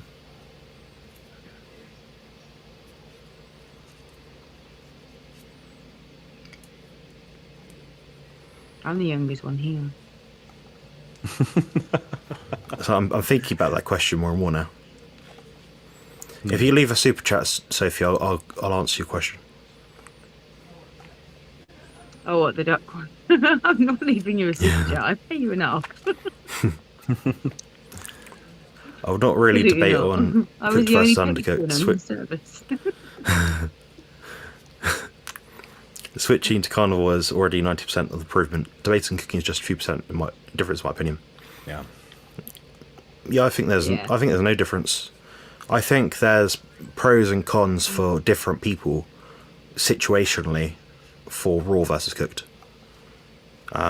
If you have low stomach acid, you might be able to assimilate raw meat better than cooked meat. Why is that, Jerome? I was just thinking on that. You'll have to explain that to me. Okay. Raw meat would have a higher taurine concentration, Okay. which regulates gut pH. All right. Yeah. But it would also depend on the food itself. If you're intolerant to eggs and you're eating eggs, you probably do better cooking them than not. So yeah, there's a lot of individual variance, I think. I don't think it's even 10%. I think it's plus and minus depending on who you are. Then of course you'd have to outline, would you have a deficiency from having cooked versus raw? And would you be able to prevent that deficiency just by eating more food? So I think Pro Rimal Mike's got a good point here. I think it doesn't really make a difference. It's just like, it's like a nothing, isn't it? But it's one of those contentious topics. People want to debate things and see what's better. People always try and optimize themselves. But the same people that I speak to that are doing these kind of things are the same ones that have got like on their Facebook profiles pictures of like cake and bulk protein powders with carbohydrates in them. So I'm like, forget raw versus cooked. Stop eating junk food. Honestly, it shocks me sometimes. Good morning. How's it going? Hello. I think Alicia's joined us for some reason. Your body doesn't like tentacles either, which is no good food. Oops. Salt is carnivore's version of sugar, so when you crave for it, just suck on some salt and it will help. I think that's the same as the raw versus cooked thing. I think it's situational. Where you live, how much you sweat, how much your aldosterone is upregulated, what you're used to effectively in terms of your hydration, how much you drink, how much you sweat, your epigenetics up to that point, your diet up to that point. There's a recent thing that came out. If you guys are watching this, it might be informative to you. The guidelines before were something like 2 to 3 grams of, I believe it was sodium per day or salt per day. The guidelines now, and this is based on epidemiology, it's not science, or it's just basically looking at stats based on what people loosely think they're eating, basically. The guidelines are now kind of saying 4 to 5 grams per day. Oh, that's interesting. So we should actually be eating more salt. Obviously, if you're eating loads of salt already, you don't need to add any. But if you're under eating salt, you probably need to eat more. This is based on the mass majority of people. So I think we're always like curing meats and smoking meats and brining them and finding ways to pickle them and all sorts. I think, you know, I don't think any ancient culture really didn't do these things. Right. I don't think any culture just ate raw fish or just ate raw beef or anything like that. I think it's always a mix. So yeah, I think it's up and down. I think there's not a solid answer. I think it's very individual. The book, The Salt Fix by Dr. James DiNicolantonio, is a fantastic read. He breaks down historically and anthropologically how people have consumed significantly more salt throughout human history than we often do now. And what Jonathan's talking about with sodium recommendations, there's almost like a Nike swoosh shaped line, and the lowest point in that line that correlated with the epidemiologic risk was at 2,000 milligrams per day. But the cardiovascular risk is higher if you have less than that amount compared to having more than that amount. So you're better off getting more salt than not enough. But again, that's in the context of somebody's own genetics, epigenetics, how much salt they're routinely consuming. The body is wonderfully adaptive, but I would highly recommend that book. Yeah, another thing that bodybuilders have recently been doing is measuring out their salt intake. Whilst I find this kind of clever because you kind of want to keep a handle of what you're doing, I almost feel like you'll go against your own body's intuition by trying to be perfect, trying to hit 3 shakers per, I don't know, per meal or whatever it happens to be. And now there's even like companies creating this like thing where it twists it and it weighs it for you as it comes out the shaker. Interesting. Honestly. So yeah, the video cut for Sofa, by the way, guys, our internet's not doing very well, but we're back anyway. So yeah, salt, don't worry about it. I don't think that's even a question. It's just a ramble we offered. Is slightly burnt meat with nice roast and aroma not healthy? So Jerome, he's talking about probably the AGEs. Yeah. And also the heterocyclic amines, perhaps any potential toxins or contaminants that cook off from the pan itself that you're using, assuming you're using something which isn't a cast iron pan. Yeah. Do you think that's problematic at all? No. I tend to think if it tastes good, that's probably one of your best indicators. As long as you're not completely burning the hell out of every single thing that you eat for a long period of time, I wouldn't worry about it. I mean, we were roasting our food over a fire for hundreds of thousands of years, and cooking over an open fire, we're going to get some char on it. So I wouldn't worry about it. It's one out of a million factors that could contribute towards short and long-term well-being. And if you're eating a carnivore diet, I tend to think your appetite and your taste profile is going to be a pretty good indicator of whether or not it's good for you. Yeah, I've got nothing to add to that. I think it's well said. The only caveat to that would be if you're using a commercial non-stick pan that has some kind of like Teflon or synthetic coating on it, then don't ever take that above medium heat, because that will start leaching out significantly faster on higher heat levels. I try and cook almost everything I can in stainless steel, but I'm guilty of using a non-stick pan every now and then. Yeah, I think I always use a non-stick pan just because I'm really bad at burning stuff. Yeah, I know. I saw your cooking video. Yeah. Was that hilarious, that egg video? It was good. That was a pleasure to make. I enjoyed that. Some of these videos actually enjoy more to make than I enjoy any kind of benefit I get from making it, like likes or whatever. Yeah. Some are just fun, you know. Sugar and carbs excite dopamine receptors, which tell the brain and body that it is a reward and what a poisonous reward it is. Yes. Very well said. When was the last time you had your dopamine receptors excited, Jerome? Never. Right now, actually. Today was the first time in about whenever we last spoke. Yeah. Since then. Yeah. My pleasure, Ben. Yeah. They're very good questions, very useful for people as well. A lot of people have these sort of things they want to find out, so it's good you asked. Thank you. Highly recommend a consult with Jonathan. It really helped me. I'll book a follow-up in a couple of weeks. That's good to hear. Excellent. Yeah, I do try to give good advice sometimes, guys, if I can. I'm conscious of doing this. I'll chuck this in the screen as well now. So that's just my link. You can buy consultations there. Of course, as well, you can contact Jerome, 18minute.fitness.com. He does stuff and says stuff as well, and he charges people to do those things, much like I do. So Go to Jonathan first, though. yeah, and if I upset you too much and I offend you, then Yeah. go to Jerome for a softer touch.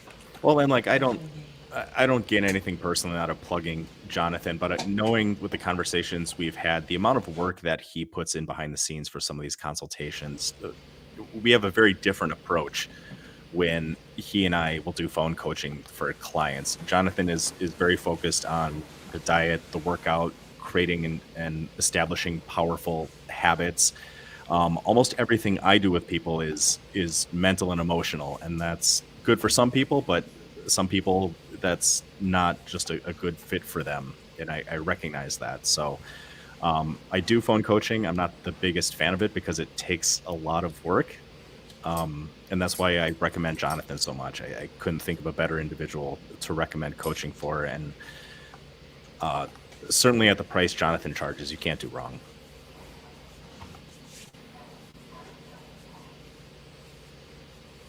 Yeah, thank you. I appreciate that. Yeah, the way I work, guys, is you come to me with a load of questions, I answer them. I give you my best answer based on my opinion, experience, and expertise. I'm fortunate to be in a position where I've spoken to lots of very, very, very intelligent people. And over that period of time, I've gained a lot of knowledge. So it's not like I've just found this out. I've gained this from other people. All it is I'm directing all this information to you. That's literally what I'm doing. So yeah, of course you get some experience of anecdote as well. So I can say, for example, the case earlier where I was talking about the raw carnivore people, people that use MCT, or what tends to happen. I can speak from experience and some speculation as well. So yeah, helpful. Great. Appreciate that, Ben. Look forward to speaking to you soon.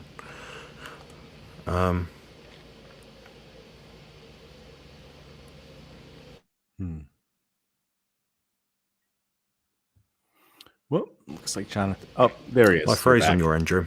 Yeah, you froze up for a second on my end, so I was just about to read the question, but you're back now. Sophie, it keeps freezing. You did it to me. That's what I said already. You're good now. Okay. All right. Just turning off all the Wi-Fi and all the devices.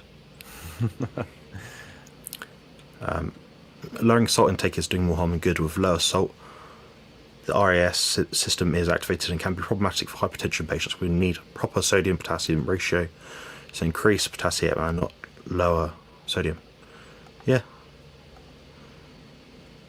I mean, my potassium isn't that high, to be honest. It's like 2.5 grams per day. I don't have any symptoms or any heart issues, nothing.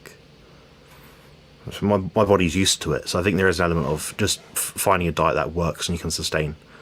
Your body will become more efficient as you give it less stress and problems to deal with.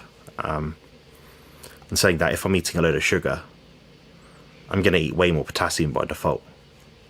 But then I'm going to need more sodium to deal with the extra potassium and regulate things. So yeah, I'm more of a fan of increasing potassium and getting ideally enough sodium, if not slightly more. Do you have any idea, Jonathan, about how much sodium you consume a day? Because you kind of have a ballpark number for potassium. I'd be curious what that ratio is for you. Yeah, I can look it up for you. Bear with me. I'm just gonna look at my stats. No, you're good. I'll talk a little bit while you're doing that. I did a video a while back on electrolytes, and it was interesting to me. I broke down Gatorade, Powerade, Snake Juice, Liquid IV, and some of these other electrolyte packet brands, and looked at the sodium to potassium ratio that they used.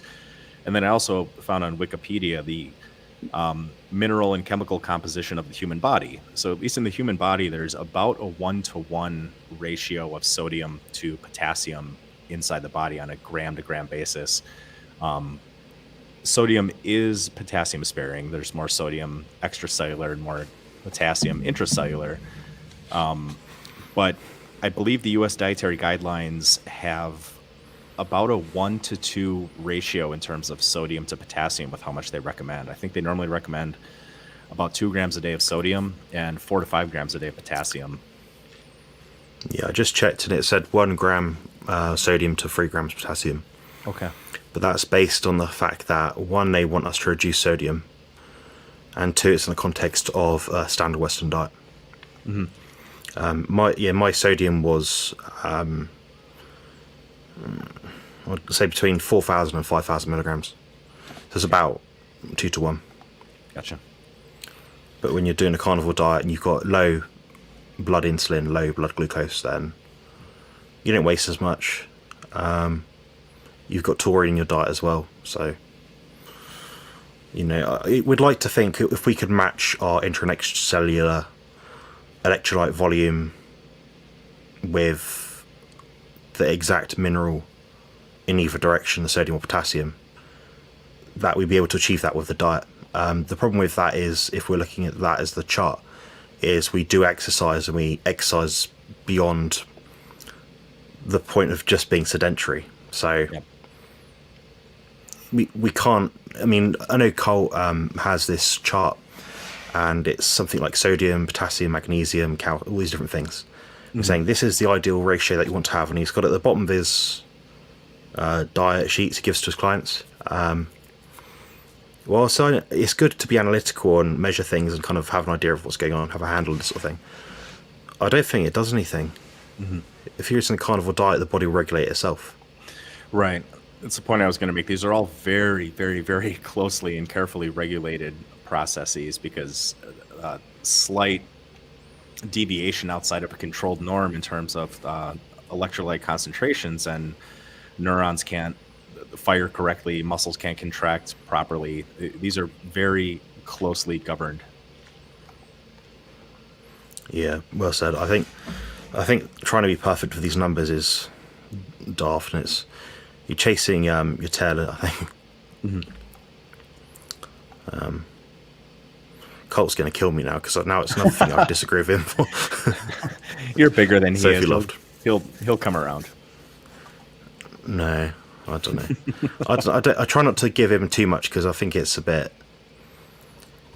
when you're in a room with someone and you can't disagree with a lot of things they say, and you always feel like a bad guy because you're contradicting everything they say. Yeah.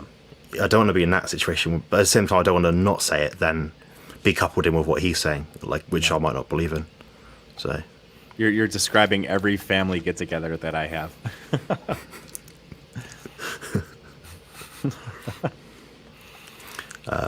is it normal when first starting carnivore to get a little depressed? Feels like an extreme dopamine detox.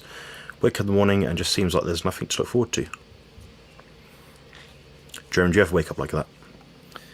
Not anymore. I've shared it on this channel. I had a really hard stretch for quite a few months. Last year, my fiance left me. I was in the middle of starting my business. It was by far the hardest time in my life. Now, as far as how much carnivore contributed to that, actually found that when I was really, really meticulous with what I was eating, that actually put me in a much better headspace. But not to harken back again to Jonathan's video with Harry Serpanos, but Harry recommends very slowly losing weight, because our body stores more than just fat inside of our fat cells. So as we start breaking down fat to lose energy, to lose body fat, we're also releasing a lot of things into our system that can be a lot of stress on the liver, on the kidneys. And as we're stressing these organs, it can easily have systemic effects. There's been documented cases of people that have had naphthalene poisoning, which is from mothballs. And when they're at a normal weight, it's not a problem. But then they've lost a little bit of weight, go to the hospital, and they get sicker when they're in the hospital because they're losing a lot of fat all at once, and they're basically poisoning themselves from their fat. They're losing fat too quickly. So that would be my first thought, is what I would suspect is probably going on if you're more recent to carnivore and you just feel a little bit run down. Depending on what your diet was like before you got into carnivore, you're also switching, your primary metabolic pathway, and there's a lot of upregulation and downregulation of different enzymes that have to happen inside most of the cells of the human body to accommodate this new primary source of energy. So things might not be functioning as well right off the bat because you're introducing this massive systemic change to your body.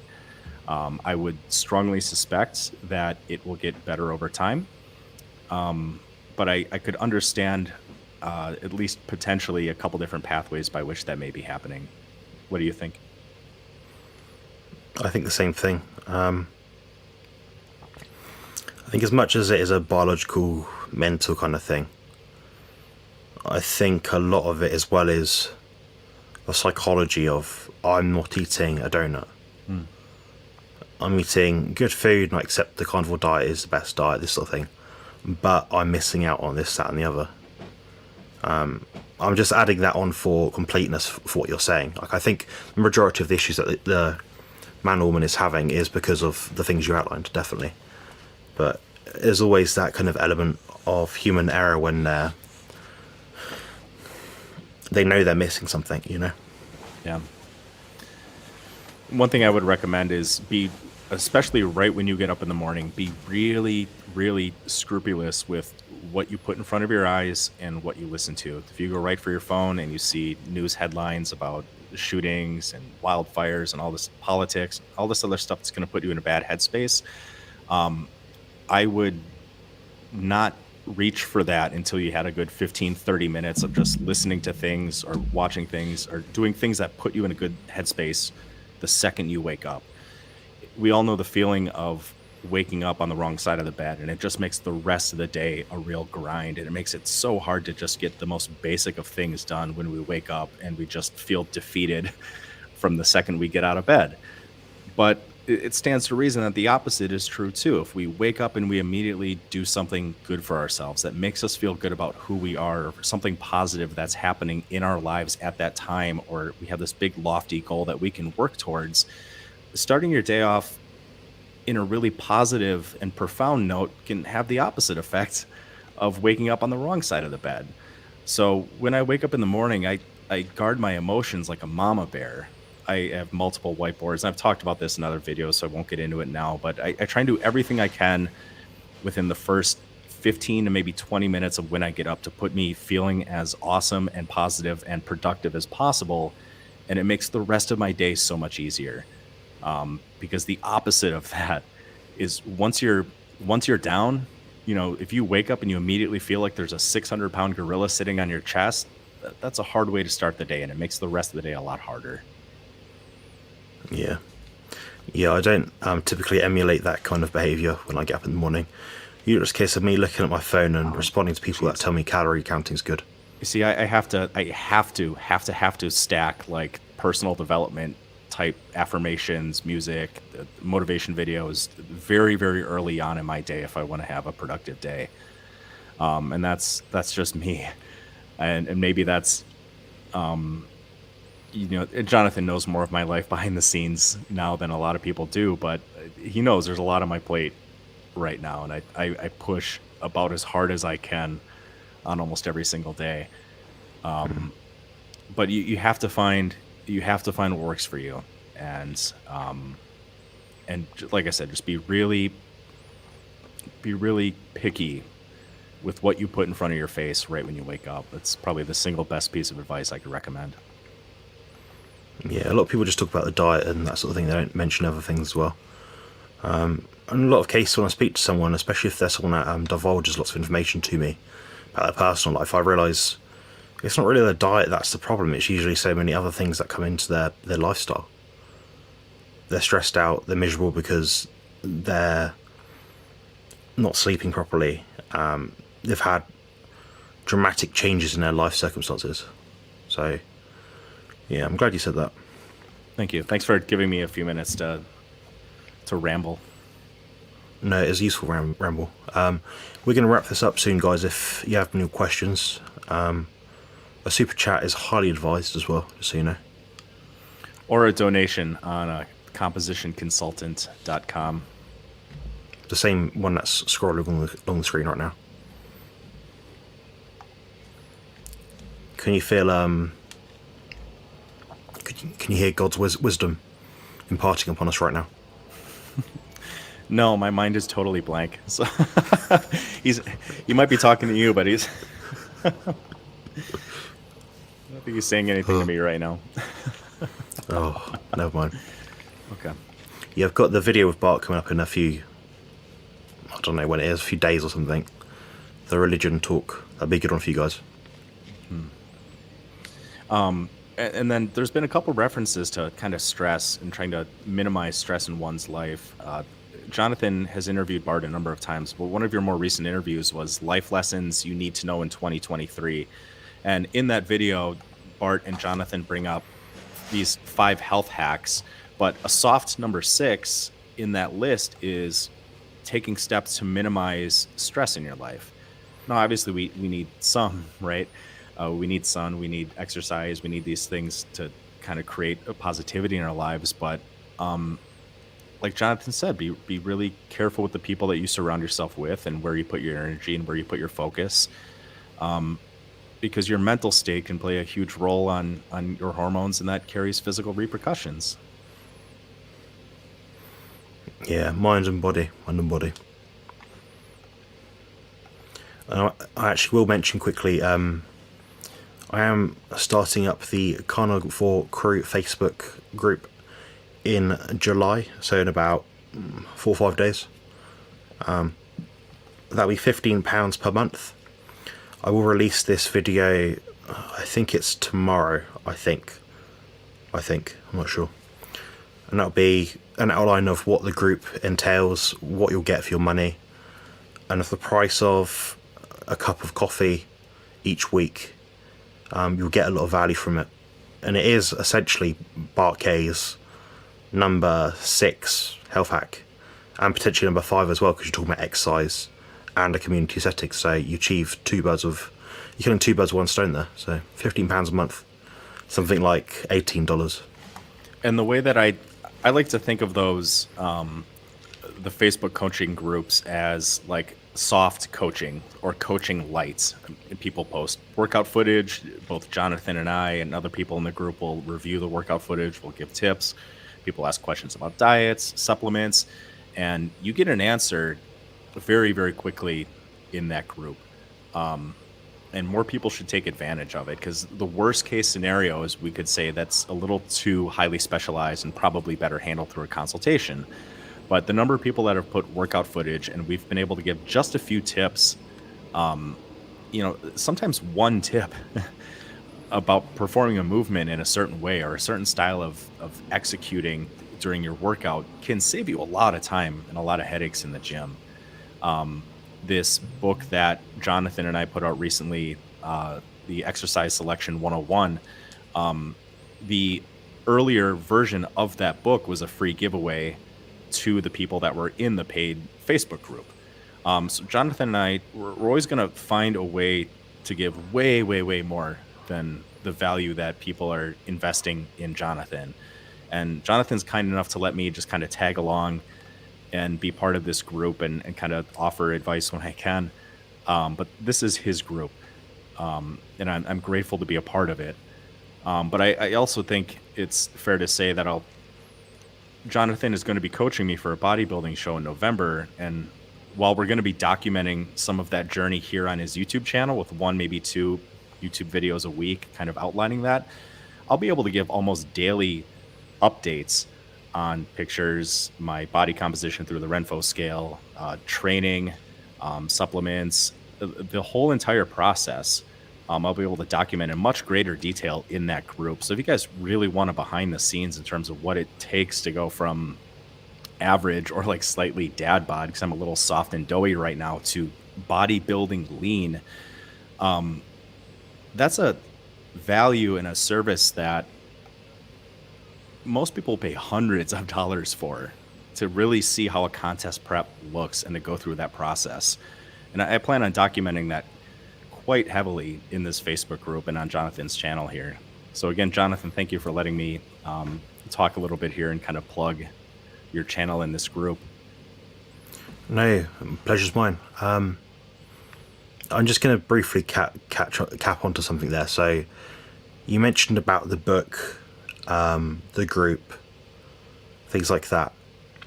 The book came from the idea that one of the soft coaching clients came to us, asked us about another book, which I believe cost several $100s. And basically what Jerome did, and I kind of added my 2 cents to, was create the same book, get rid of all the jargon, all the nonsense stuff you don't need to know, and define the things that you do need to know in a clear and concise format. And we're now charging, I'm charging £3, which is like $3.50 for this same book. That gives the same information, just without all the stuff that you don't need, and people won't even understand. Yeah. So, I mean, even if you buy the book for £3, then you think, oh, I want some help with this. It doesn't really go into much detail on this for some reason. I don't have that equipment. What do you do instead? Consult with me or Jerome.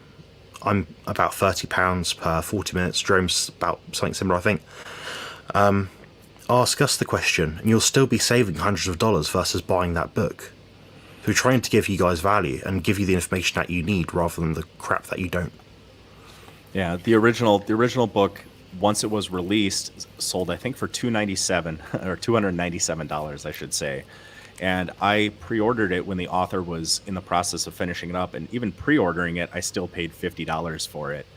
And the finished book, I think, was over 300 pages long. It talked in great detail about class 1, 2, and 3 levers and the equations for leverage within the body, torque, and all these things that you don't really have to concern yourself with. And like I said, we condensed that down and we corrected some of the mistakes that this author made. And Jonathan can attest to that. There were mistakes in the original. And we broke it down into, I think, a 20-page book. And for those interested, there's a reference chart that just has a list. If you have free weights, use this. If you have body weights, this is the best exercise for this muscle group. If you whatever equipment you have, it's on this chart. So we're always going to over deliver. And that's one of the reasons why I have such a respect for Jonathan, is there's not another person online that's going to give you the quality of information and the attention to detail and personalization in your coaching that Jonathan will. For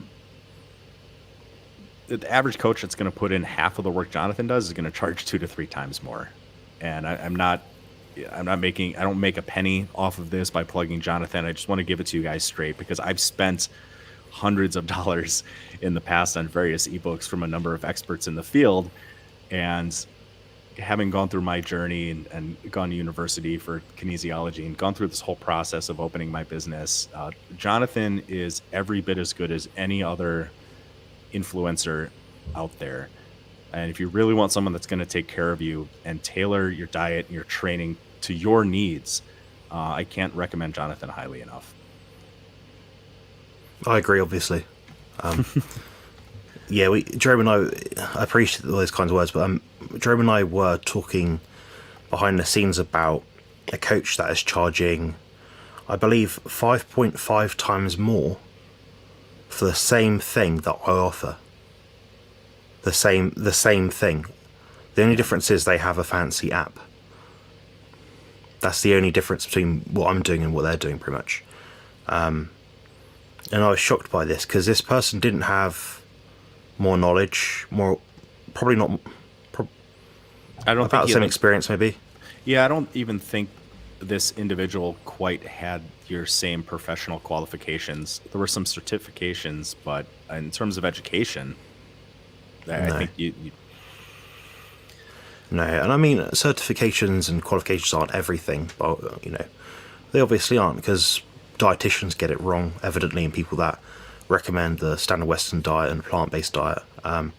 Jerome, to my knowledge, is not a qualified nutritionist. correct. He's probably done some courses around nutrition, but he still knows more about nutrition than 99.9% of people on the planet. So, I don't have a personal training qualification, yet I seem to be pretty good at training, despite debilitating injuries. Yeah. In a lot of ways, you don't want one. There's a reason I don't disclose where I got my personal trainer certificate from, and there's a reason why I don't publicly make known where I got my undergraduate degree from. It's because when your name goes on a piece of paper from an organization, in almost every instance, you agree to uphold whatever the official recommendations of that organization are. And if you don't, you can lose that certificate. And this happens all the time, especially in the health field. You have to abide by the standard of care, even if the standard of care you think, in your professional opinion and education and experience, is wrong. So I don't publicly disclose that information, but and Jonathan's seen the Facebook post that I put on my business page. There was a meta-analysis done looking at the official recommendations of one of the biggest personal trainer certifying bodies in the United States, and the conclusions of the studies that they referenced did not support most of their positions with what they recommended in terms of exercising. So in a lot of ways, and Jonathan can attest to it, a lot of what you see in the gym, especially in terms of personal training, is bad. A lot of it's very, very bad. Yeah, just touching the point there about accreditation. So my course that I did was a human nutrition bachelor's degree of science. That is what I'm qualified at. With that being said, I had the option of making a purchase every year for the rest of my life to be associated with, in England, Britain, UK, the Association of Nutrition, or Association for Nutrition in my country. They promote everything that is incorrect, invalid, unscientific, and wrong that makes people unhealthy. They want to charge me to be associated with them. No chance. Mm-hmm. So my degree was very, very, very similar to a degree that would be held by someone with a medical degree. Very similar. Biochemistry, pathophysiology, human regulation, genetics, advanced biology, advanced nutrition, which they probably didn't do, to be fair, medicine. I did some elements of virology, loads of biochemistry, only that much. I did one, Jerome, this will make you laugh. So out of like the 15 or so modules that I did, one of them was anything to do with sports. One of them was sports nutrition. Sure. So all my knowledge that I garnered has been through experience. Yeah.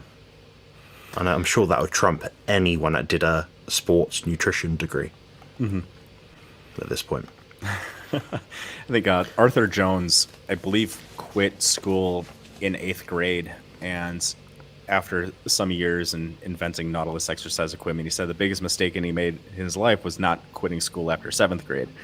And granted, that's a bit hyperbolic, and Jones was a really polarizing character, but I keep reiterating oftentimes on video that every single trainer or professional in the health infosphere has a extremely strong ethical obligation to keep abreast on their learning and the newest information that's coming out, so they can continue to provide the most accurate information towards their clients. So Jonathan, having earned his degree, I know has probably put in orders of magnitude more time and energy and research after getting his degree into continuing to evolve and to learn and to grow than he did when he was in his university days. University, in a lot of ways, I'm sure, was easy peasy compared to what Jonathan puts on his own plate right now. And I think that's an ethical high watermark of a sound individual. Yeah. What you're learning with a degree is what's on a piece of paper and how do you get the answers right. How do you extrapolate from piece of information and resources that you have to create a report? How do you correctly design a scientific study to show or suggest a certain thing is happening in the body or in another subject? What I've been learning recently is the interaction of, okay, what mechanisms are in the body and how does that relate to someone's experience? And because all of us as individual human beings have different experiences, it's even so much harder to work out and troubleshoot what problem someone has. And that's why I like Bart K's health hacks so much, because they nearly every time someone isn't doing those to completeness. And that's the problem in itself. That's what's causing issues. They're not consistent is a very common thing as well.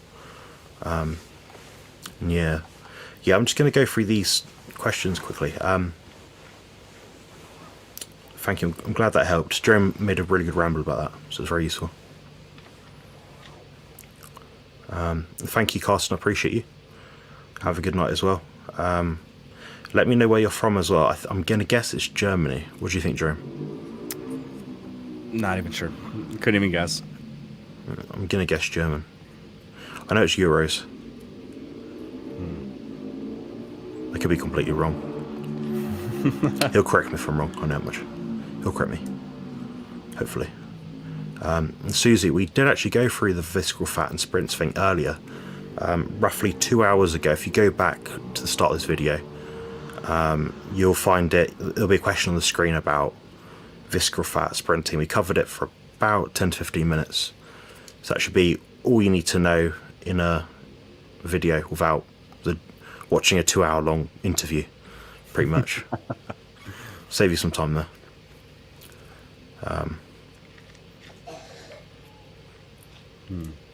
Yeah, everyone's been watching the Sean O'Mara thing basically, so it'll be the next sardine fast, it'll be the sprint fast.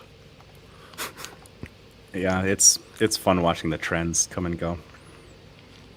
Yeah. No worries, Susie. Yeah, you wouldn't know unless you went back to watch it anyway, so yeah, you'll see it. It's about 2 hours ago. That's it, Germany. Brilliant. Awesome. Yeah, I visited there when I was about 11, 12 years old. I went to Cologne, and I went to Hamburg, and I went to Bonn. Bonn was my favourite city. I think it used to be the capital of Germany. Very picturesque place. It's built on almost like a slope, a hill, mountain kind of thing. It's got a river along the bottom of it, which is the Rhine River. And it's probably the most picturesque thing I've ever seen in my life. Very nice. I'll try and find a picture to show you later, Jerome. Excellent. All right. Jerome needs to go for a wee. I need to go for a wee as well, funny enough. Yep. And Sophie's asleep, so she's getting very upset.